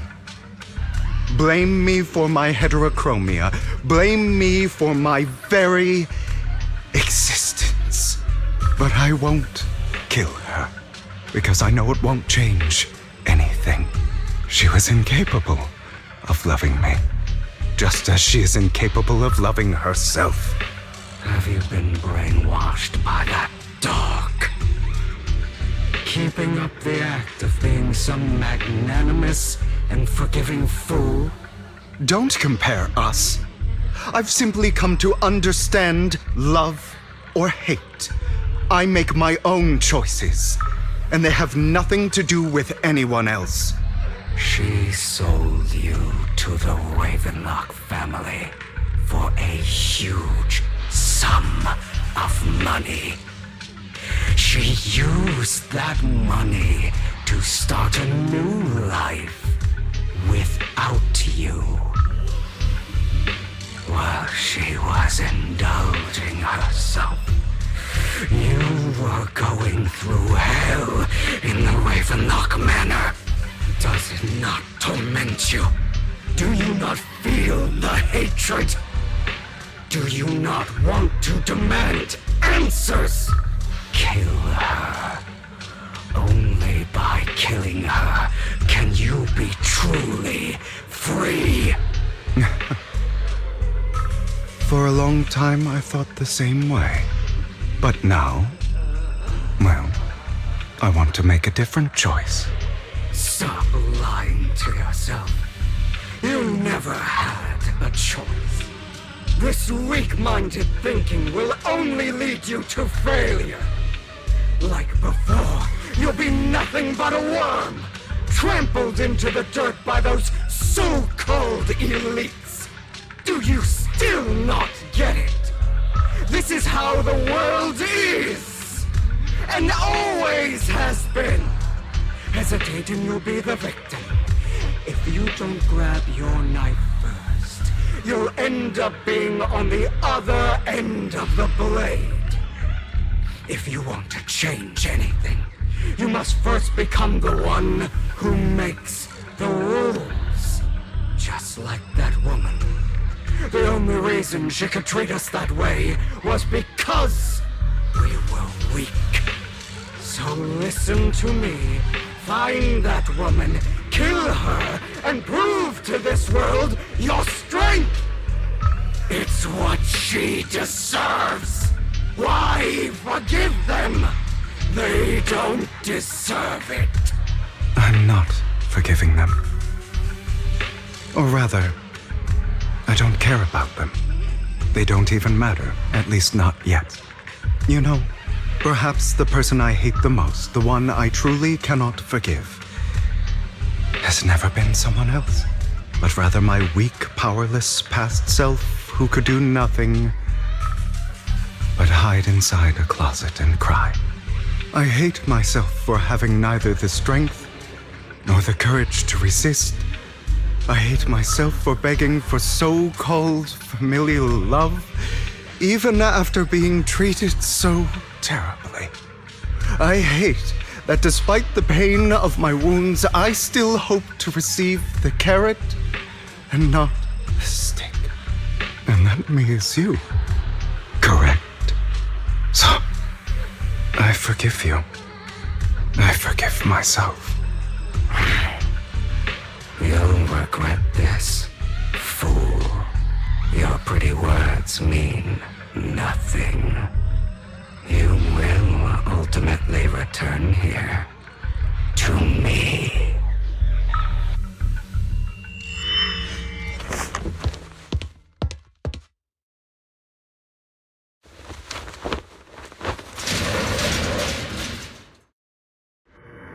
I see. This is still an illusion. I wonder who's going to show up this time. Brother! Hugo, let's play hide and seek! I'm already hiding! You'll find me, right? Like you always do! Serena.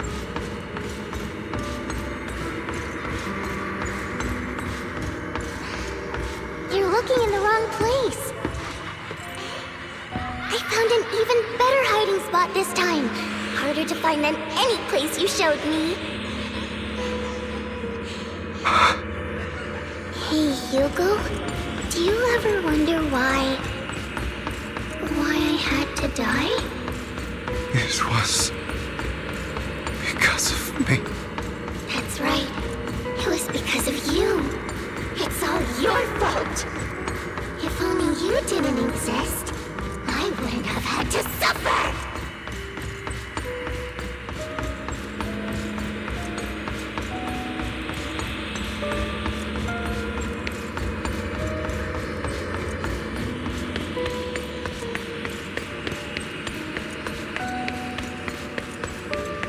Still looking in the wrong spot. I can't believe you still haven't found me after all this time. Have you forgotten about me? I haven't forgotten. It's okay. I'll forgive you. I'll still be nice to you, just like before. I was the only one who was ever nice to you, wasn't I? Yes. Then tell me, why do good people always suffer? Why is kindness always punished instead? Tell me, Hugo, why?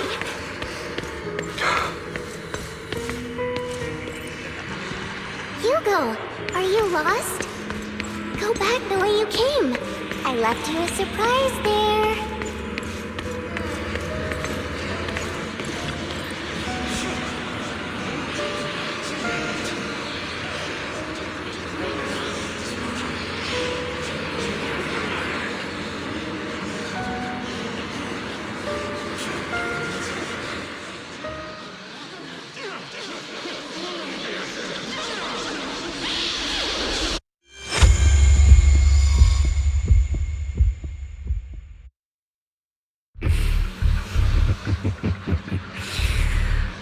I told you that you would eventually return.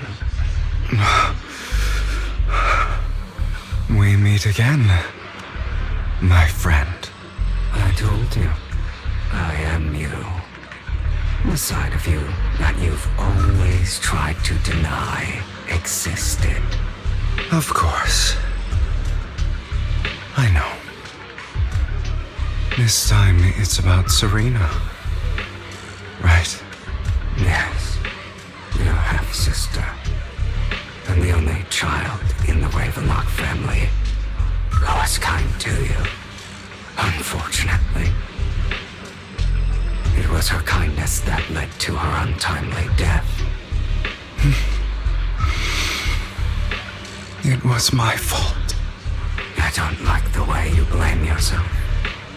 Because that means I'm to blame as well. And I don't think I did anything wrong. Your mother sold you to the Ravenlocks. And your father, he saw your talent and wanted to use you to push the other children into competing with each other. My brothers and sisters wanted to get rid of me from the moment they first saw me. In their eyes, you were no more than a slave. But Serena dared to treat you, a slave, as if you were human. And so, she was fated to die. They tried to kill me. Many times. But I was careful. And they did not succeed. So they killed Serena, who was weaker, an easier target, and pinned everything on you. Serena died in your place. Those cruel brats thought that by reporting this to Father, they could use it to get rid of you, a rival who threatened their positions. Yet, not only did Father not blame you for the incident, he praised you for it. In this world, only the ruthless, cruel, and merciless can stand at the top. And that's exactly what you managed to live up to, no? You found a perfect opportunity thereafter to catch the ringleader of the group who framed you and almost beat him to death.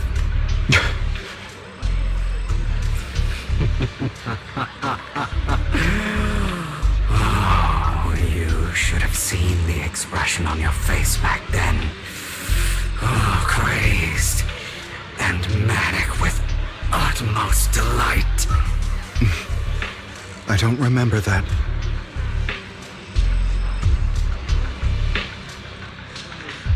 Here you go again, trying to deny your desires.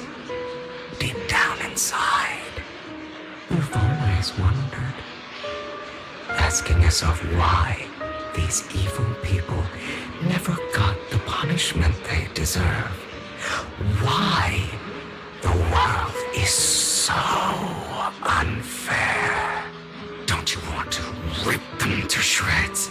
Just like that day when you beat that boy's face into the dirt until he was barely recognizable.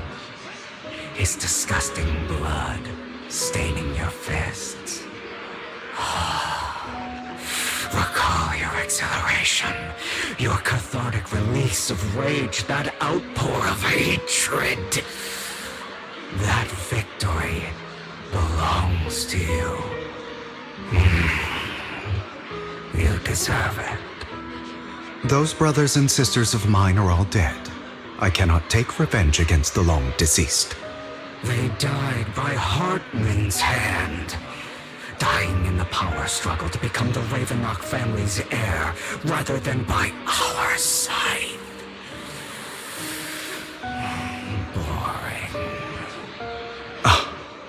Boring. I find it hilariously ironic. Children who would murder their own kin for scraps of power dead at the hand of their uncle who followed their example. Is that not karma? Power struggles pitting kin against each other, betrayal, suspicion, and hatred between people of the same blood. It's like a curse, written into the Ravenlock family's genes. Laughably stupid. Don't forget, my dear, that the same blood flows through your veins.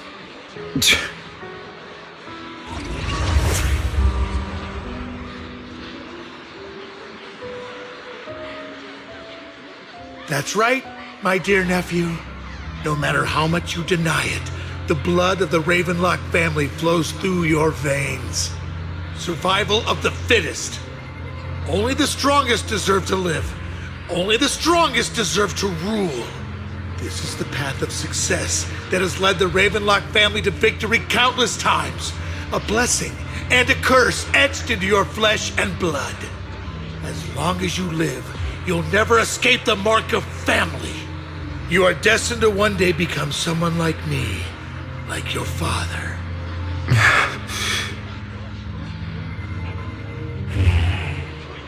Is that fear I sense? I can see you trembling. Why does the Ravenlock bloodline terrify you so? I won't become like my father. Never. You won't become a failure like him. So relax. Our power eclipses him, and so does our ambition. So, do not deny your own desires. Do not resist your own ambition. This is the talent you were born with. The best gift fate has ever given you. Admit it. Deep within your heart lies a spark, yearning to ignite a raging inferno that will burn everything down. And I am that spark.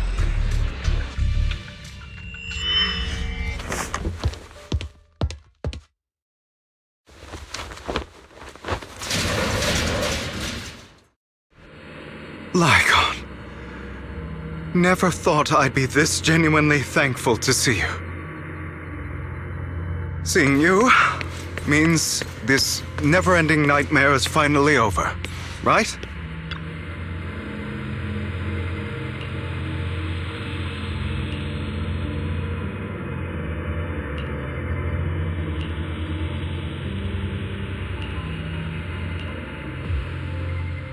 I don't want to hear something like that from you.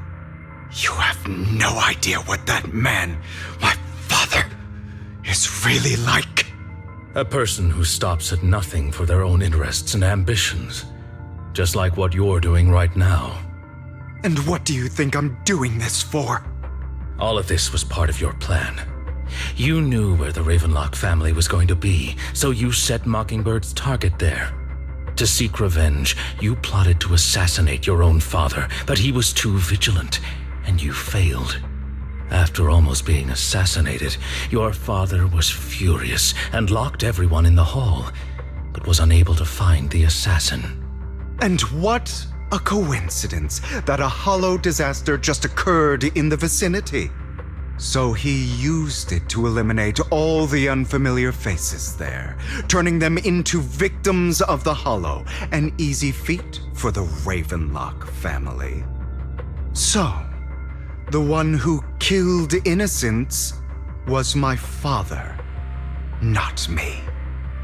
You knew what choice an extremist like him would make, and you used the chaos to once again attempt an assassination. This time you succeeded. You killed your own father at the cost of innocent lives. Admit it, Hugo. You don't care about anyone else. The only thing you care about is your revenge. How is that any different from your father? Enough. I'm tired. I may hate him for betraying me, but he wouldn't say something like that. What? You aren't Lycon. You're the other me, hidden deep within my heart.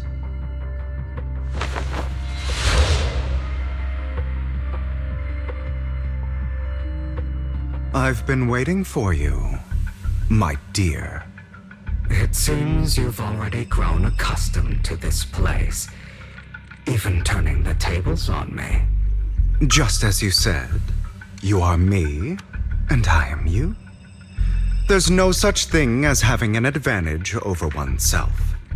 We are ultimately one and the same, forever inseparable. Then you should know what I want to say.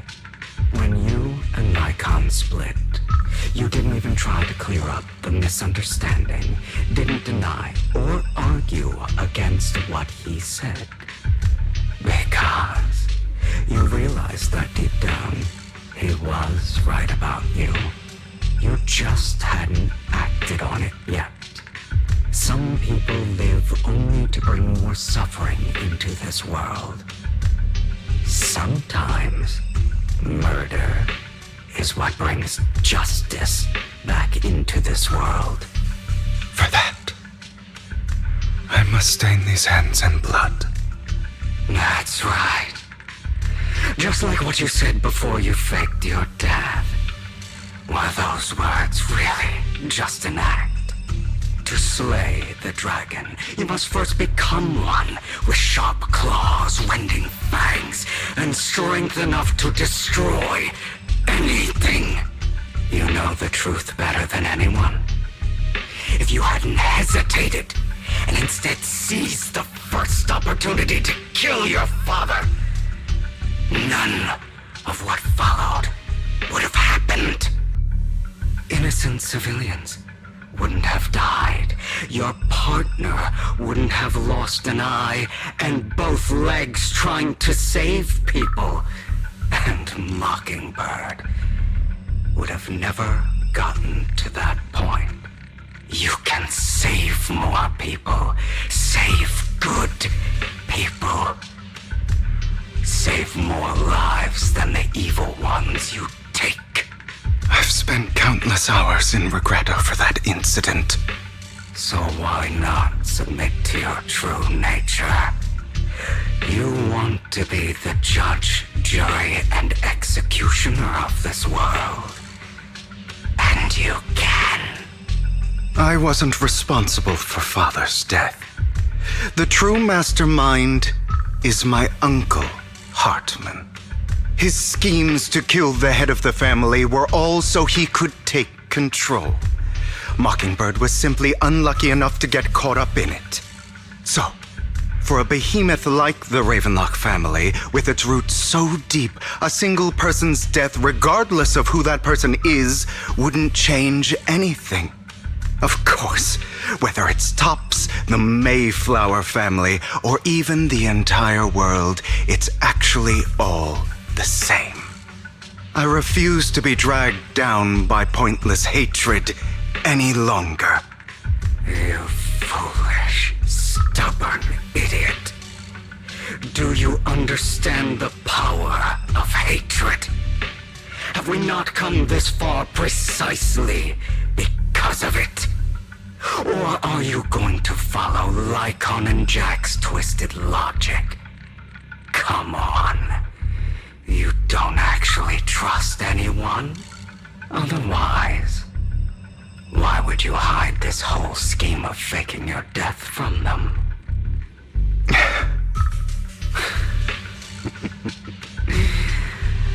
You've built an impenetrable wall around your heart, keeping everyone out. Of course you are right to do so. No one in this world can be trusted. Always. All you'll receive is hatred from your own blood and no love. Suspicion from your companions, and betrayal that comes all too easily. But the most ridiculous thing is that you want them to trust you. You stay silent and long for them to notice your suffering. You yearn for your companion's understanding and trust. Idiot. That's why you are incapable of exploiting them for your own ends. You care about their safety even more than your own. But remember, only the weak need companions. And we are children born from hatred. We are different from them. I will never be like them. And I don't need to be. Come. Let me show you what powers we can wield. But you are me, and I'll never lose to myself.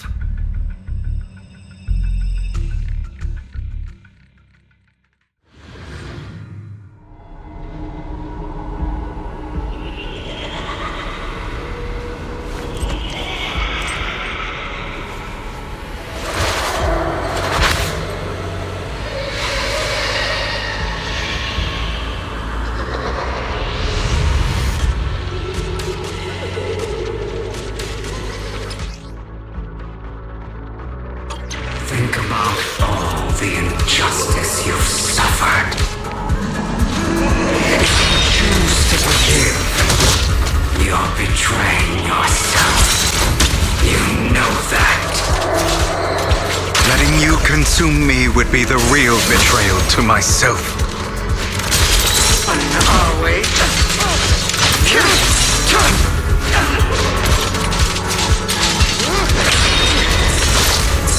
Is that all?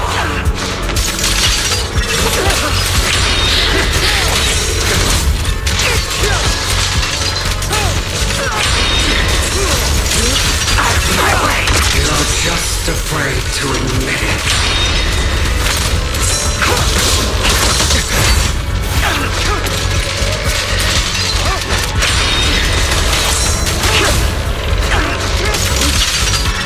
You're too scared to face your true self and what you truly desire.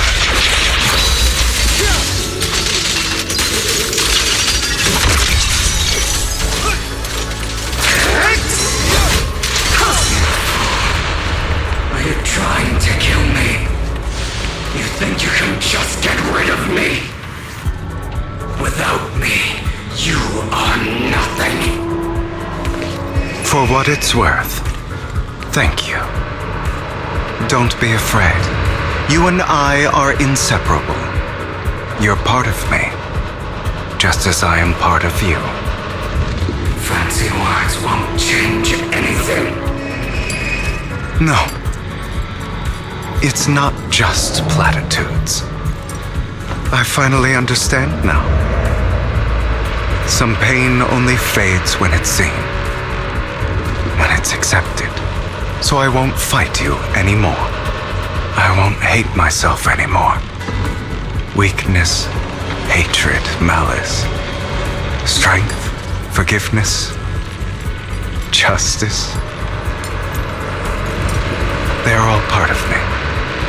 All of this makes me who I am. That's why I won't get rid of you. And I won't resent you. I choose to embrace.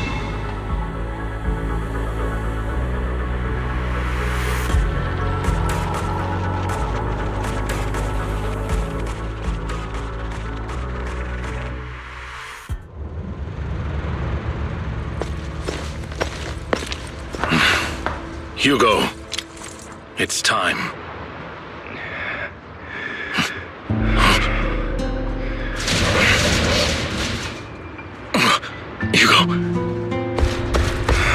Hugo, you...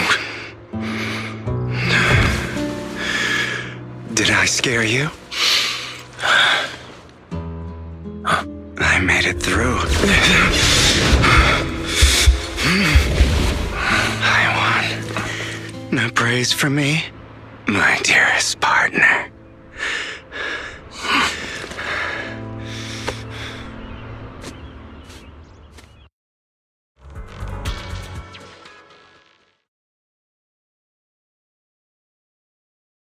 This is just like what I saw in my dream. I guess there are still some lingering side effects. Ah, my former partner. You're still as punctual as ever. Are you sure you're fully recovered? How about we fight, and I'll show you how recovered I am. I refuse to fight someone who is in need of medical attention.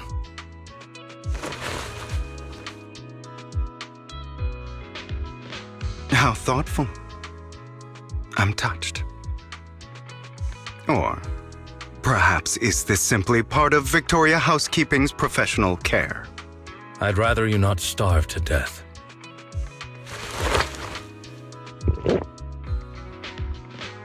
Not to your liking. I'm fairly certain this is the same kind as before. No. I've just gone too long without food. It feels a bit uncomfortable. Either way, thank you. Now tell me, what exactly happened in the warehouse? Just going a bit crazy from... you know what? Were you expecting anything else? But I did have a very long dream. A dream about many things from the past. If I had to put it into words, it would be like giving myself psychological therapy. You seem like you could benefit from some too. How about it? Want to book a session with me? Trust me, I'm a pro. Seems you really have recovered. Well, of course. I'm feeling pretty great right now. Like I could argue with you all day on every petty detail of who exactly was in the wrong back then. I wanted to ask, what you said about Mockingbird before, when you faked your death, was that part of the act? Oh, you mean the part about how Mockingbird has never really changed anything or saved anyone. I didn't expect you to still be so hung up on this. Interesting. After all, it was you who chose to betray Mockingbird. To betray me. Just as I said before, I never considered Mockingbird a failure. Perhaps Mockingbird deviated from its origins, but it has its value. You shouldn't reject the things you've done. Or Mockingbird. I have contemplated this before. Yes, Mockingbird has helped some people and has genuinely managed to cause trouble for those who abuse their positions of power for evil. Yet those in high positions still possess immense resources, and the people we helped remain destitute and suffering, willing to become slaves to those in power for scraps. But just as you said, even if what we did was childishly idealistic and flawed, as little as we actually achieved, even the slightest change is by no means meaningless. Nothing holds more value to me than Mockingbird.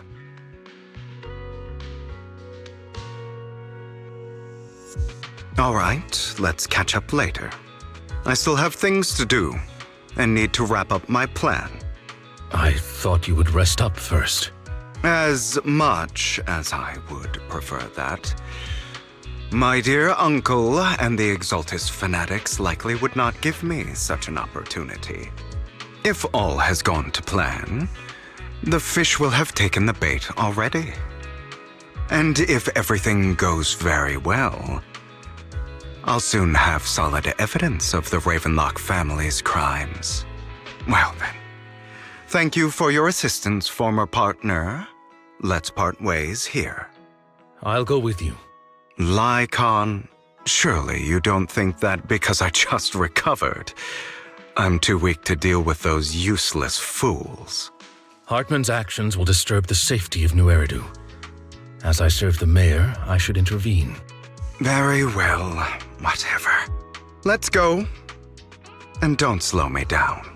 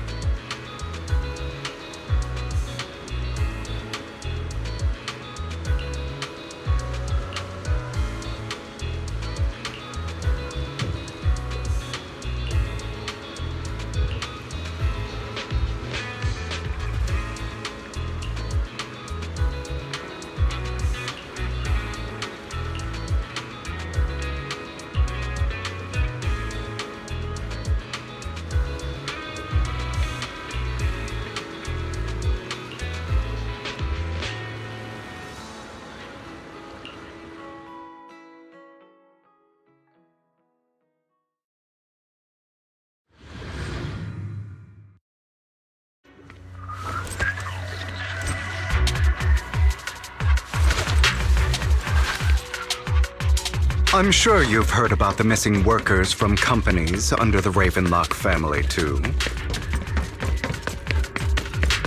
Those are Ravenlock's men. The workers with them are the victims who were tricked into going into the Hollow. Yep. Come on, let's get them out of here.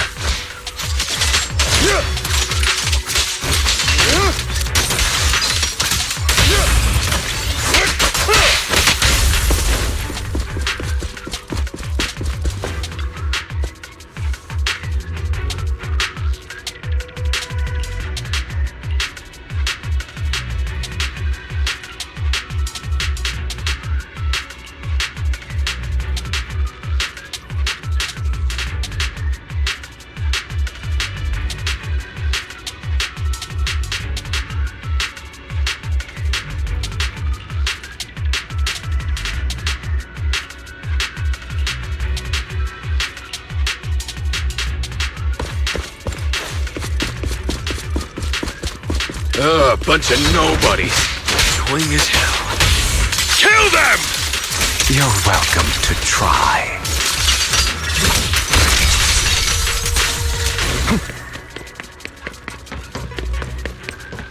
More workers here. And quite a lot of them.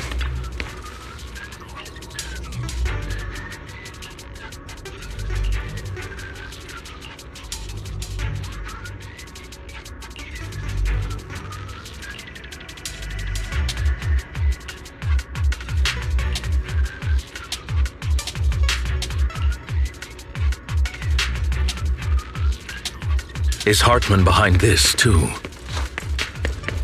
Of course. He threw them into the hollow like offerings for the Exaltists. To him, those workers are just another resource.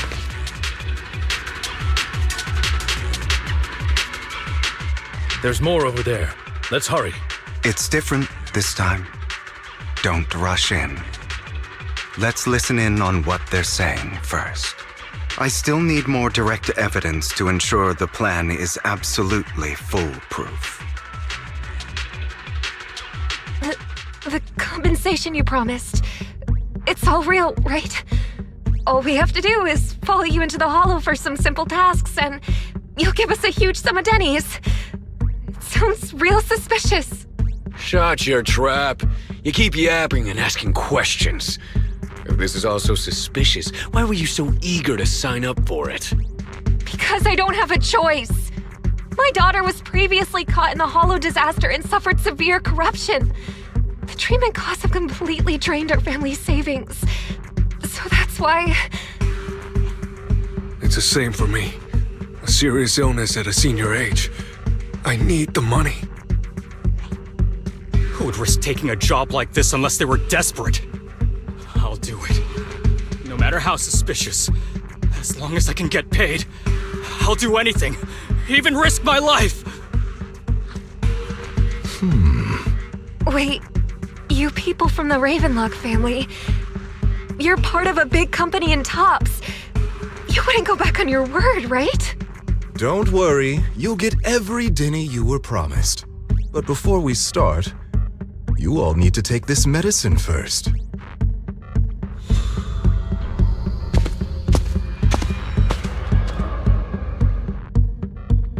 Bro, should we really be doing this already? These workers keep talking. We're wasting time like this. And the sooner they take it, the sooner it'll be over. Consider it an early release for them. What? You didn't say anything about having to take pills before. Look, this is good stuff, alright? It'll increase your ether aptitude. There's tons of people who'd kill for something like this. Exactly! You'll be working in the hollow for several hours. This is essential medication. You have to take it before we continue. If you refuse, then you can forget about the job. Of course, you won't receive the compensation either. Lycon, what are you doing? Rescuing those workers, of course. There's clearly something off about those pills. We can't let them take them. Now is not the right time. As I said, we need more evidence to ensure the plan works. And as I said many years ago, you can't exploit innocence to achieve your goal. So that's how you see it. If that's not what you want me to think, then explain everything to me. All right. It's a little complicated, but simply put, these workers will be fine. Of course, it's your choice to trust me or not. But if you try to rush in, I will stop you. I trust you.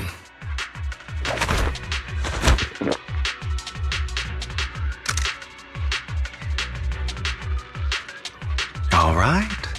That's the evidence. Now we can go and beat them into the ground as much as you want. Don't forget, you owe me an explanation. Also, don't overdo it and kill them. Even if they're the worst of the Ravenlock family. All right, Your Holiness, Saint Lycon. Who the hell are you? Why don't you take a guess? We're the ones here to stop you. Can't remember the last time we worked this well as a team. Leave! Your legs? How are they feeling? I'm fine. To be honest, I think I prefer the way you used to fight. You had a lot more aggression. I've merely learned to control my strength.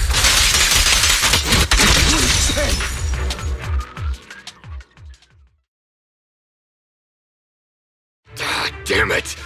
Who the hell are you? How dare you mess with the Ravenlock family? Ravenlock. Savor the name while you can, for it will soon cease to exist. What's that supposed to mean? It means exactly what I said. I think this might be good for you. Sever your ties while you can. You still have a chance to walk your own path. The family's honor comes above all else. Is that really what you think? I saw the compassion on your face just now. You're not from the main family, right? That's why you were assigned to these trivial tasks. But in reality, there's no need for you to keep playing this boring game for them. I don't have a choice. From the moment I was born into the Ravenlock family, You always have a choice, if you're willing to act. All right, let's end the small talk here. Don't worry, Lycon. I didn't hit them too hard, just enough to keep them quiet. How's that? My acting's pretty good, right? As always, a certain someone should take some lessons from you. I'll leave the rest to you then. Okie dokie.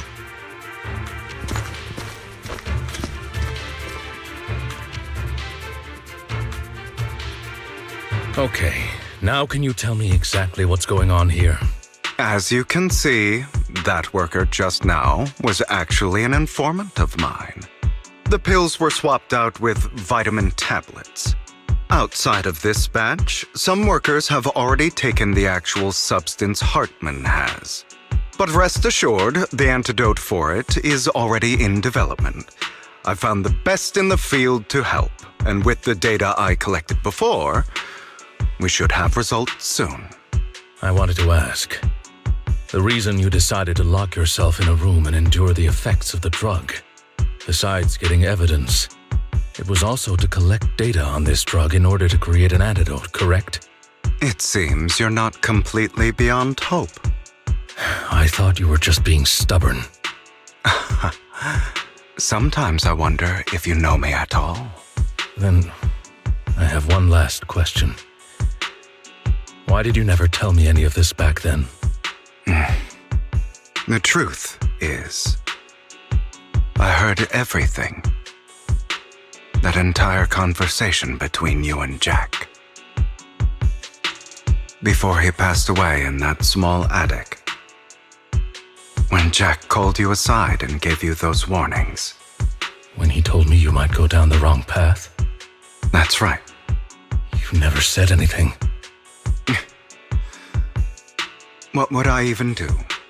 Scream and rage over your suspicions, or get on my knees and beg for you to trust me? You know there's no way I'd allow myself to do such a thing. Besides, back then, even I was confused about myself. Jack, he... It's all in the past. You don't need to explain anything to me. Enough. We should get going. If we're going to reminisce over the past, we should find a more suitable location.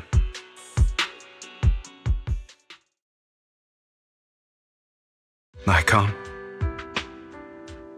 that incident back then, I didn't do it.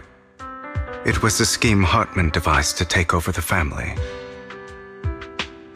It was Hartman who killed my father, too. I only discovered the truth long after the fact. I did indeed attack my father, and I thought he was dead. But he wasn't. I couldn't kill him. And even before that, if I hadn't hesitated, none of what followed would have happened. Even now, I still think they deserve death. But I no longer care to personally deliver that fate. They're beneath me. And I have more important things to do. You? I know we may never agree on that point, Lycon. I once wanted to fight against those ugly truths that defined me, but I discovered that the more I rejected them, the more painful it became. So, I could only accept that crazed, hateful, and malicious side of myself. As long as I know I will never become like my father, like Hartman, that is enough for me. You've changed, but I think that might be a good thing. Don't patronize me. You've changed a lot too, compared to before. I still disagree with Jack's words, and I won't forgive your betrayal. I will walk the path I believe is right, even if I must tread over thorns and through the mud. But I will also allow you to walk your own path, Lycon. Should I say thank you? You're welcome. Come to think of it, we haven't talked about your legs and eye. It was just an accident. Not your fault. I'm doing well now. I hope you are too. On the contrary, perhaps I should be the one apologizing. I misjudged you. I used to think you wanted power, that everything you did was for your own ambitions. I thought you wanted the power to pass judgment on all in this world like a god. I am a god. I am my own god. Or you could say that in this world, everyone is their own god. There are many things that we are powerless to change. But there are also many choices we can make. Just as I said before, I am the only one who can kill me or save me. I'm glad you think that way. Let's go. I still have one last thing to do. To witness the end of Ravenlock.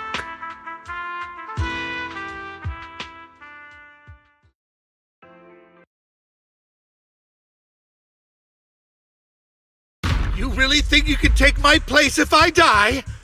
Never, you filthy bastard! Your little tricks mean nothing. As long as the Ravenlock family stands, I can still get back on my feet.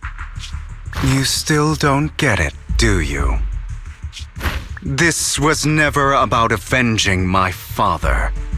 And I don't care about taking your place. I didn't come this far just to kill you. That'd be pathetic. Right on cue. Why don't you take a look at this, Uncle? On behalf of TOPS, I'd like to clarify that we had no involvement in the Ravenlock family's actions. TOPS is officially terminating all partnerships with the Ravenlock family, effective immediately. We will have no further affiliation with them. Are you crazy? What the hell do you get out of ruining the Ravenlocks? You want to be a petty thief forever? Thief? Oh, Uncle. Allow me to reintroduce myself. I'm the name people whisper about. The one who robs the rich and gives to the poor. I'm the master con artist who can fool anyone, anytime. I'm the leader of Mockingbird, the one who turns every headline into my own stage. I have friends who'd catch me if I fall, partners who'd shed tears for me, and allies who always have my back. I am Hugo Vlad. You're the one who needs the Ravenlock name. I never did. You ungrateful bastard! You should have never been born. You flatter me. Same goes for you, Uncle.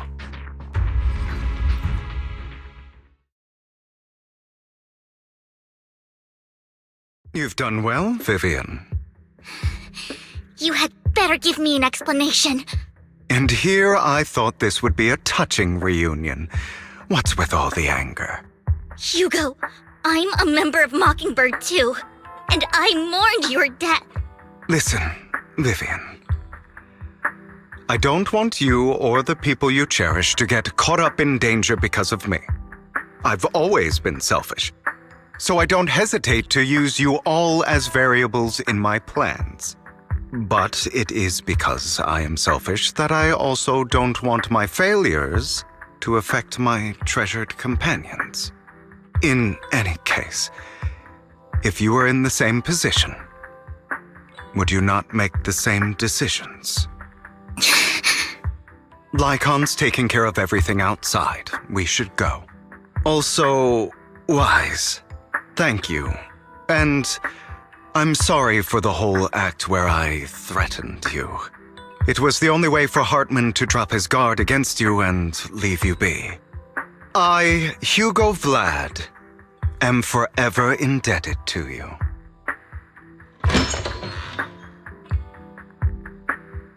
Master Proxy, although it is late, there is some important intel that I must give you now. Did you know about Hugo's plan to fake his death and everything that's been happening, Lycon? I was simply playing along. After all, I could not determine whether Hugo's plan would pose a threat to you. You are a student of the mayor's late friend, and I am obligated to protect you. You still have that habit of finding awkward excuses when you're embarrassed. Mr. Hugo Vlad, if you have any important intelligence to share, please do so with haste. I need to return to rest before midnight. You two sure are, close? For the sake of a certain old fossil's sleep schedule, I'll keep it brief. I learned from Camille that Dina intends to embed the sacrifice core into the sacrifice. Apparently, it will make the sacrifice much stronger. Sacrifices created this way will not retain their minds and will indiscriminately attack all living beings, including their creator. So the Exaltists don't do this. It would bring them no benefit. But Dina's concoction can control people's minds. If a person takes the pill and is injected with the serum Landon left behind, the sacrifice would be under its creator's control. Although the dormant sacrifice has been destroyed, Dina found a batch of that serum her father created and wants to create new sacrifices. Putting aside the sacrifice for now, Hartman's sacrifice core is fake. We don't know where the real one disappeared to. The real core has always been here. Here? In Lord Phaethan's video store? Vivian, do you remember when I suggested you give that collectible to our dear Proxy? I remember. But that was just an ordinary pendant. And I've met the person who submitted it. She has absolutely no connection to the Exaltists. How about our dear Proxy take out that pendant so we can take a look?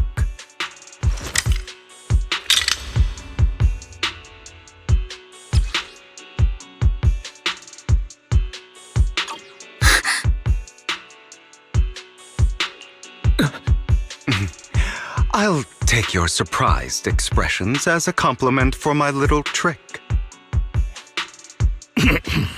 I will hand over this core to the mayor as agreed, since he fulfilled his promise to protect Vivian and the manager while I was pretending to be dead. I won't go back on my promises. No wonder the mayor would promote rhetoric favorable to Mockingbird. I can't believe I thought he was actually being sincere. Since we have the sacrifice core, all we have to do now is stop Dina from using innocent people to make more sacrifices. Yes, and we need to destroy the last batch of Landon's serum. Hopefully with no options left, Dina will give up her obsession. All right, that's the important stuff. I'm going to go and confirm where Landon's serum's been stashed. I'll contact you again once I have something.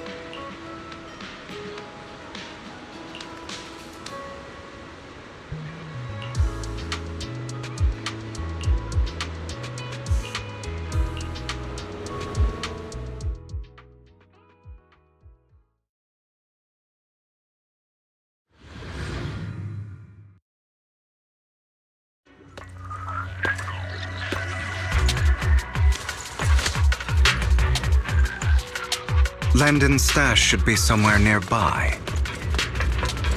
I did some digging. Some of the missing workers were brought here too. Dina's getting ready to make her move. Don't worry, we'll clear them out.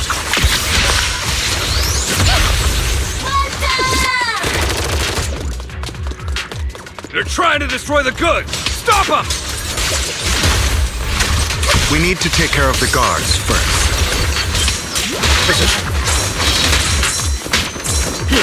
As you wish.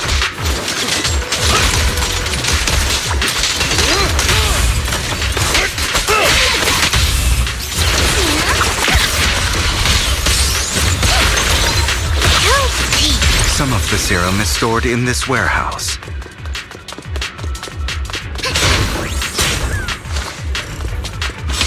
You're not taking anything from here! Hugo, get the guards first. Evade, now!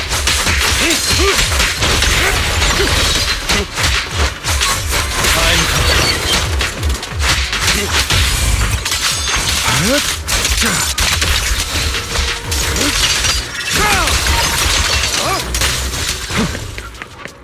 You just stepped into your own graves!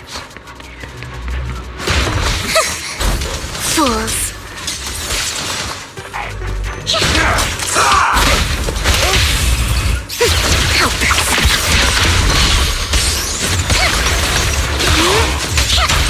Stay calm now.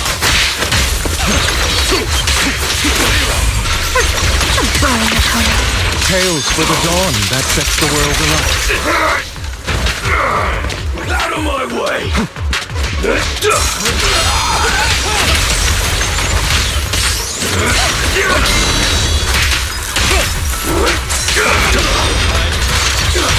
Stand still. Where are you looking?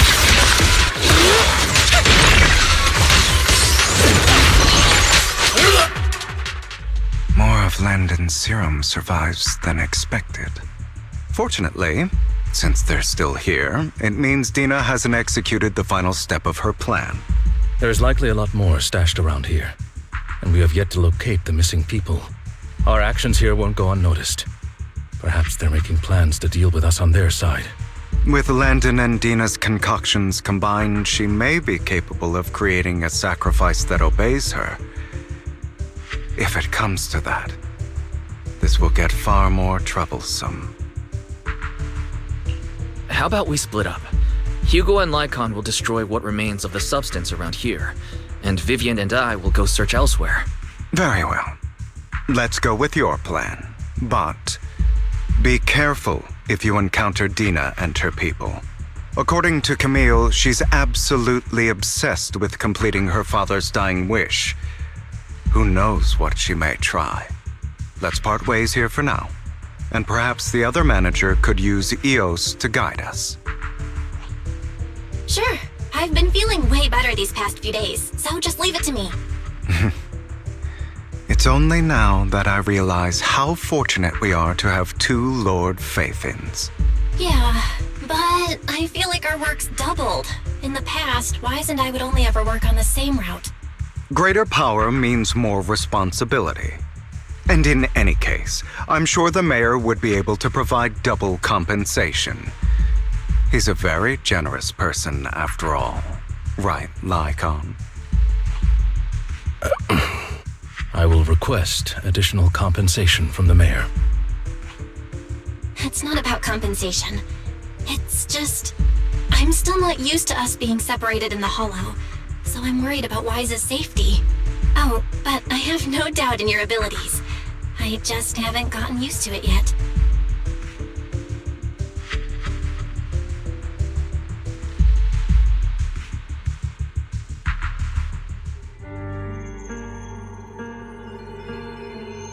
This is the future I saw. Lord Pathan.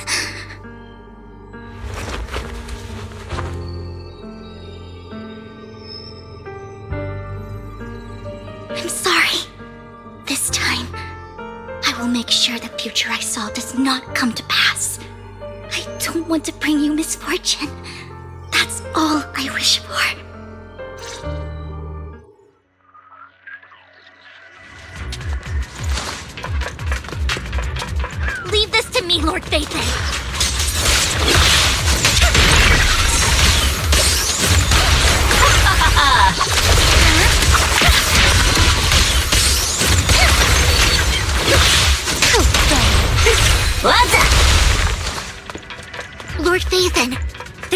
more serum here.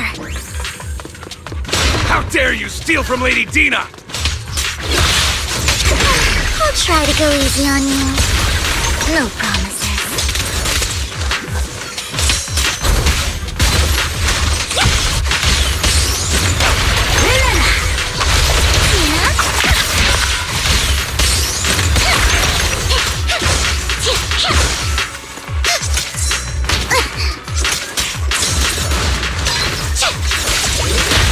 No, it might try skirting the pit. Don't touch me. There are containers by the fissure. There's got to be something.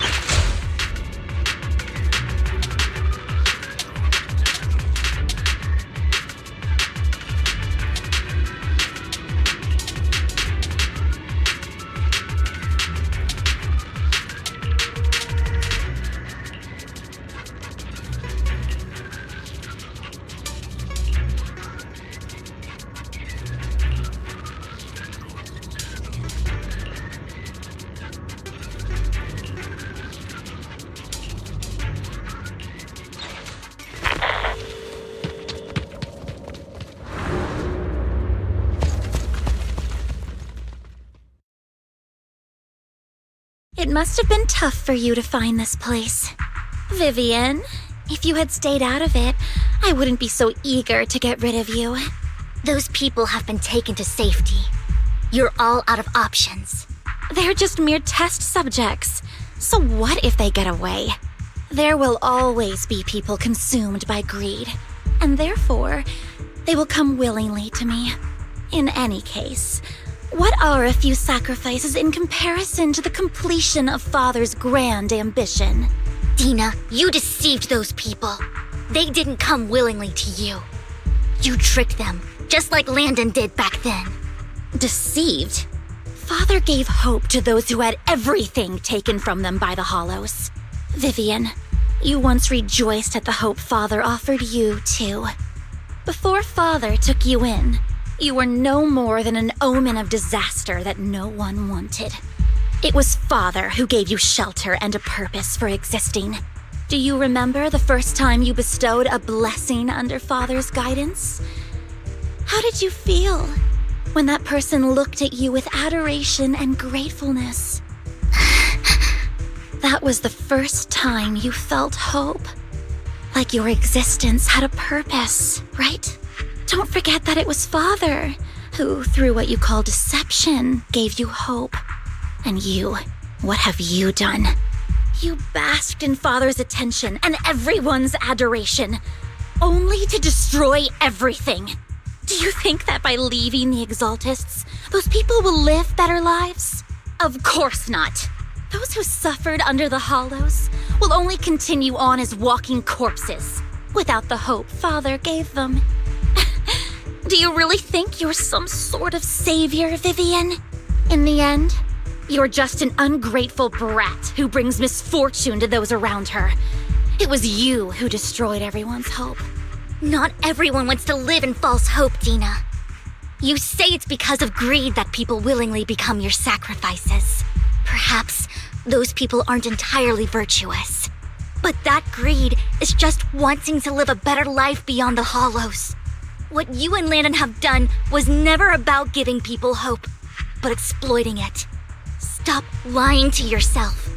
Deep down, you know what Landon did was cruel. No. Back then, when Landon wanted to inject you with the serum, the fear in your face was as plain as day. I saw it all clearly. If all of this is as righteous as you claim, then why did you make such an expression, Dina? Don't look at me with such pity! Father did nothing wrong. All of this is to make something of the Hollows other than disaster. That's everyone's only hope. Dina, it's not too late to stop. Stop living in this lie. You know what would happen if a sacrifice loses control and escapes the Hollow. It's not the Hollows that are to blame for those people's deaths, but the hope you keep talking about. That will cause more despair and claim more lives. That is merely the necessary sacrifice to accomplish a greater goal. No one deserves to be a sacrifice.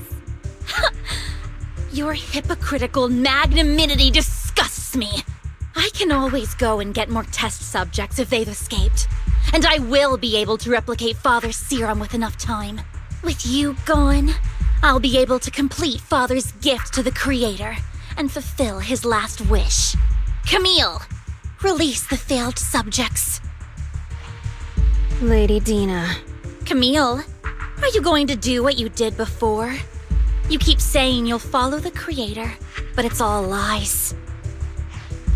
Lady Dina, the Hollows took my family from me. I understand that there's no way to get back what I've lost. It was Lord Landon who told me that the Creator would guide me.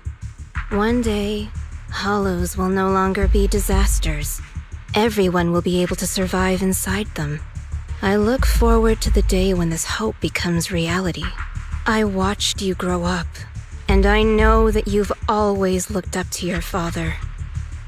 He gives you hope, and I destroyed that hope with my own hands. I know the pain of loss, so I've always felt guilty. I want to atone for the hope I destroyed. But Dina, I don't want to ruin more lives, and I don't want to continue watching you destroy yourself. Vivian is right. Not everyone wants to live in false hope. So, please, stop. Camille, are you abandoning me too? I'm not abandoning you.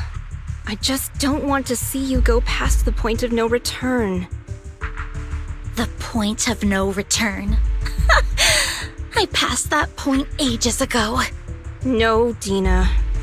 You can still turn back. I'll be your way back. Where are you going, Camille? I made a deal with Hugo and the mayor. If someone needs to take the fall for this, let it be me. I did it. All of it. I've been forcing Landon's only daughter, Dina, to research how to create sacrifices. I colluded with the Ravenlock family for my own gain. Everything Dina did was under duress. Since I've kept her captive for so long, she doesn't have the skills to survive as an independent member of society. She'll need a caretaker and teacher. Someone who will look after her and educate her. No! I refuse, Camille! I refuse to accept this! Dina, I'm going to dispose of those failed subjects. I won't allow it! You'll die! I won't allow it! You can't leave me. I command you! You've always followed my orders, and you will follow them now! It wasn't your orders that I've been following. My younger sister, who was stolen from me by the Hollows, also had such beautiful red hair. When Landon told me the Creator could bring me hope, you were standing there, right behind him. I was certain, then and there, that this was the hope the Creator had given me. Start over, Dina. You still have so long, so much time. You'll make friends, find people who love you, and make many beautiful memories. That's not what I want! Camille, you're not allowed to die! I won't allow it! I won't allow it! Goodbye, Dina. And I'm sorry, Vivian. I'll leave the rest to you.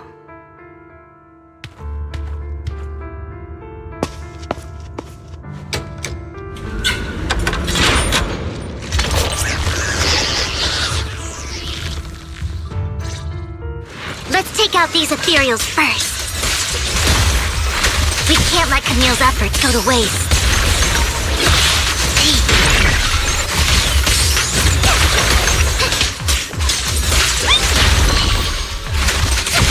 Together, Lord Satan. What's up?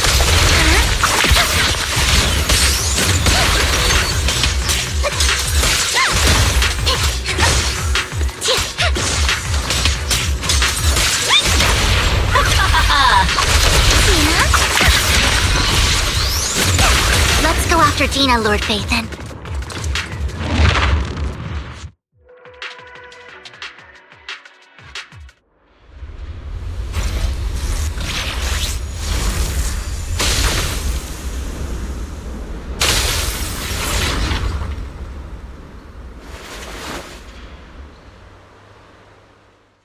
Are you satisfied now, Vivian? You were the one who brought yourself to this point. You're saying this is all my fault? Losing my father, losing Camille. I wish you had never come into my life. At first, when Father brought you home, I was happy. There are so many Exaltists, yet Father never allowed me to get too close with any of them. I never had any friends either. But when Father brought you back, he told me to take good care of you, that you were my first friend. I was also so happy the first time you took my place in helping Father select a person to receive the blessing, because it meant you were different from all those other people. You could stay with me. But soon, I grew jealous. You took the attention that should have belonged to me. You even took Father's love from me. It's only because of my ability that Landon... I know, but... Vivian, jealousy is something you cannot control. Of course, the same goes for fear and hatred. I was terrified that one day you would look at me and shed tears. I knew if that day ever came, Father would not hesitate to force the blessing upon me. And when that day did come, I hated you for causing my father's death. Tina, you knew everything about what happened back then, so... why are you still defending Landon? And why didn't you tell me back then? If I had known earlier, maybe I could have found a way. Because it's the only thing that makes me more special than you, no? It proves I had Father's trust. I was more useful to him. Vivian, you said you wandered without a home ever since you were young, hated by anyone you encountered. You were happy to gain recognition from everyone and help Father when you were among the Exaltists. But in the end, you discovered you were being used, so you felt betrayed and hurt. Then, what about me? All I ever had was my father. I've never known a life outside of the Exaltists. Ever since I was young, my only purpose was to help Father select who was to be blessed. The only purpose I had was my father and the Exaltists. I've never been taught anything else, Vivian. It is what little value I have, and have ever had. In the end, you took even that from me, and completely destroyed it. You think you're doing good and fighting evil. You've only managed to affect a small part of your world. But have you ever wondered if maybe that's all there is to my world? I never wanted to hurt you. You are also my first friend. And that's why I wanted to save you back then. Save me? You and Camille all talk about saving me. Why don't you understand? To me, loss is so much more painful than death. Tina, you can start over. Everything Camille did was so you could live on. Let's leave the Hollow together. There are so many amazing places in New Eridu. This time, I'll take care of you. I've also met so many amazing people. I'm sure they'll love you too. Okay, Dina? Vivian, I can't forgive you. And I don't want to forgive you. I have nothing left. If what little hatred I do still harbor were taken from me, well, I refuse to be so pitiful. I won't apologize, Vivian.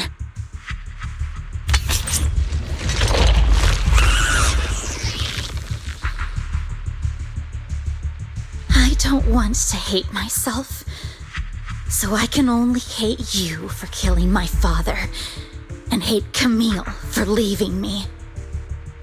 That's just the kind of person I am. Hateful and despicable.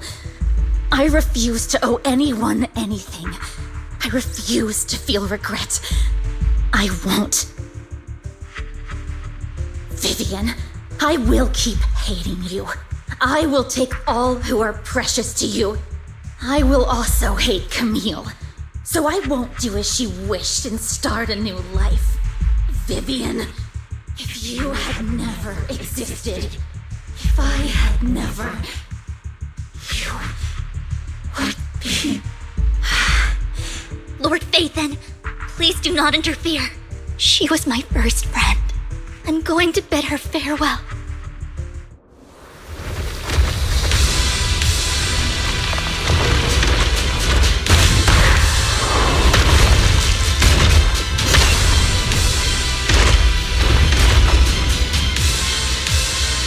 Dina, soon the pain will be over. Lord Phaethon, don't come any closer!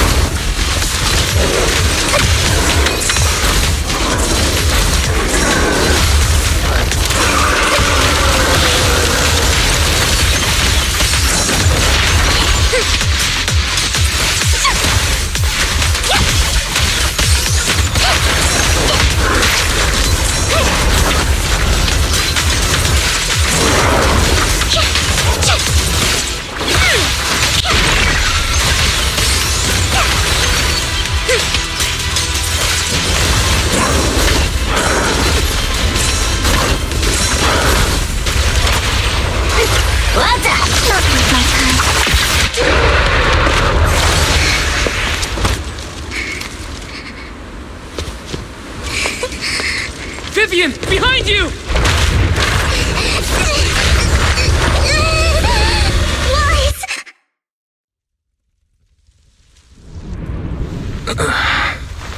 What happened? What the...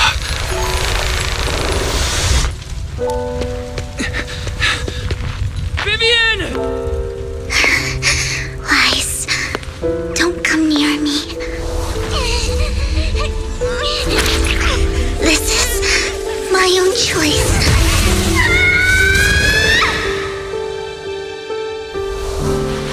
I will change the fate I saw. Vivian! I just want you to remember me when I looked my best. Vivian! Careful. Vivian, your body. I'm sorry you had to see me like this, but I don't want to be the one that only brings misfortune anymore. No. There's got to be another way. It's so warm, and the night is beautiful. Vivian?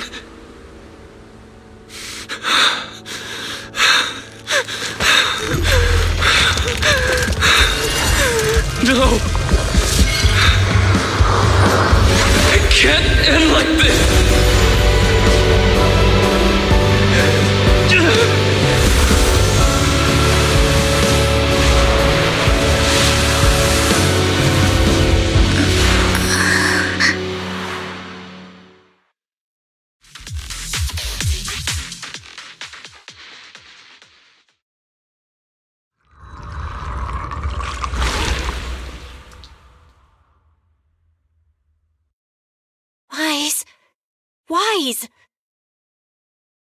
Wise, you're finally awake. I'm at the store? I remember I was with Vivian. Wait, she injected herself with Landon's serum.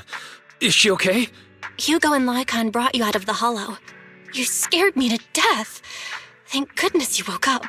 And you said Vivian used the serum on herself? But she looked fine to me, bar a couple of scratches. Hugo sent me a message earlier saying he got her checked over and she was all right. Do you remember what happened?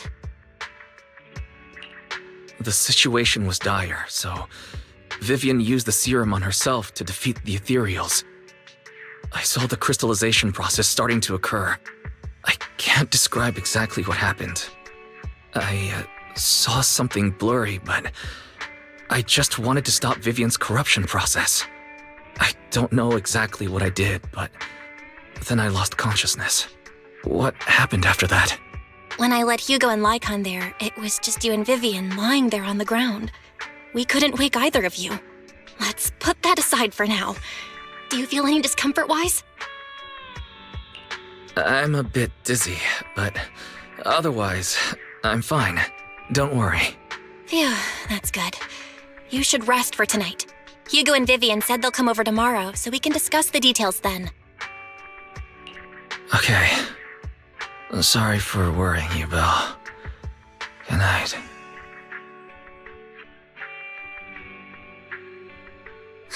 Lord Phaethon! How are you feeling?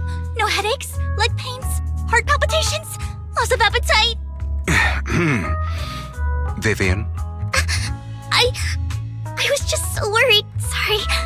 Anyway, Lord Phaethon, I'm so glad you're okay. What happened this time was all my fault. Things were dire, and you did what you had to. Plus, if it weren't for you, we wouldn't be here now. So what happened? Wise said he saw the crystallization process start, but I didn't see anything through EOS. Hugo? Lycon? Did either of you guys see it? Allow me to explain. Miss Vivian told us what happened after she awoke, and the mayor arranged a full medical checkup for her. Based on the results, Miss Vivian indeed shows mild corruption sequelae. But if the crystallization process had already started, the lingering effects should be far more severe. To be precise, if the process had already reached the point of mass surface crystallization, it should have taken no time at all to become an ethereal. So, the mayor theorizes that it was the etheric energy within Master Proxy's body that affected Vivian's condition and the surrounding etheric particles, causing Vivian's corruption to recede. Essentially, corruption is a reaction between the etheric particles inside the body and in the surrounding environment.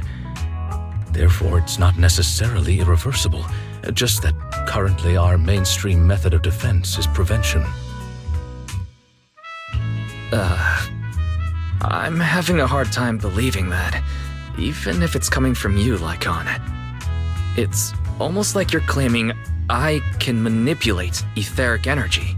Master Proxy, you are special. This is a gift your teacher left you. A gift from our teacher? How come I never knew about it? I don't know all the details, so I cannot explain everything to you. My apologies. However, Miss Yixuan might be able to answer some of your questions. She will visit you sometime soon, so please feel free to ask her any questions you may have. She has quite an eccentric personality. If she causes you any inconvenience... Can I file a complaint about her with you if she does? Master Proxy, you have always been a people person, so I trust you will handle things just fine. The way you said that just makes me more worried. In any case, the mayor has asked me to give everyone his most sincere gratitude. Unfortunately, the mayor could not come personally, but has promised everyone a favor. Provided it's within his means, he will offer his unconditional assistance once. There is no time limit on this favor. Unconditional, What if I wanted his position as mayor? If that is what you desire, then the mayor and his subordinates will be first in line to vote for you in the next election. As for the other votes, you'll have to work for them on your own. But should you assume office, I hope you take full responsibility for handling all day-to-day matters and lead by example. By sheer happenstance, the mayor has provided you with a copy of his current assignment. The city waste sorting and processing proposal. Old fox. Well, can I request Lord Phaethon's? The mayor imagined, you might ask. I have prepared all the necessary documents, and the ceremony expenses will be covered by the mayor as a gift. As long as Master Proxy agrees, we can sign and process the documents immediately. But this matter requires mutual consent and cannot involve coercion, confinement, or one party's lack of consciousness. Stop! I would never do that to Lord Phaethon! Probably. At least not today. As for you, Master Proxies, the mayor has some sense of what you desire. That said, he hopes you might speak with Miss Yixuan first before you decide the timing of that favor.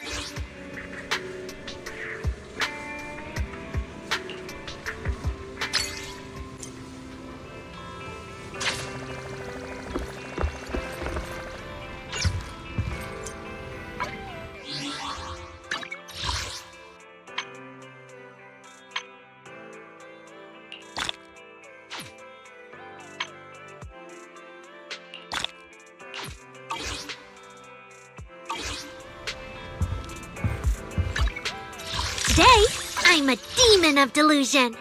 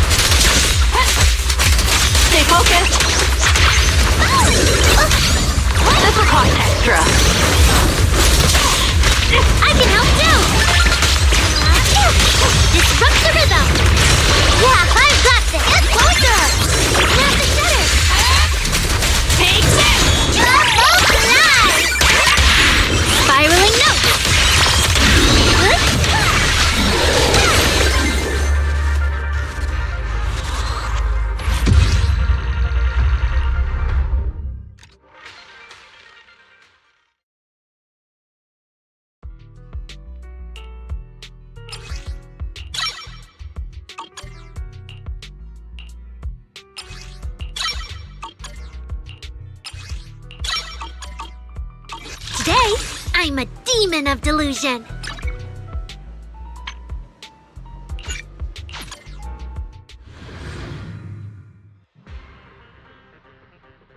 A cup of coffee to jumpstart your day.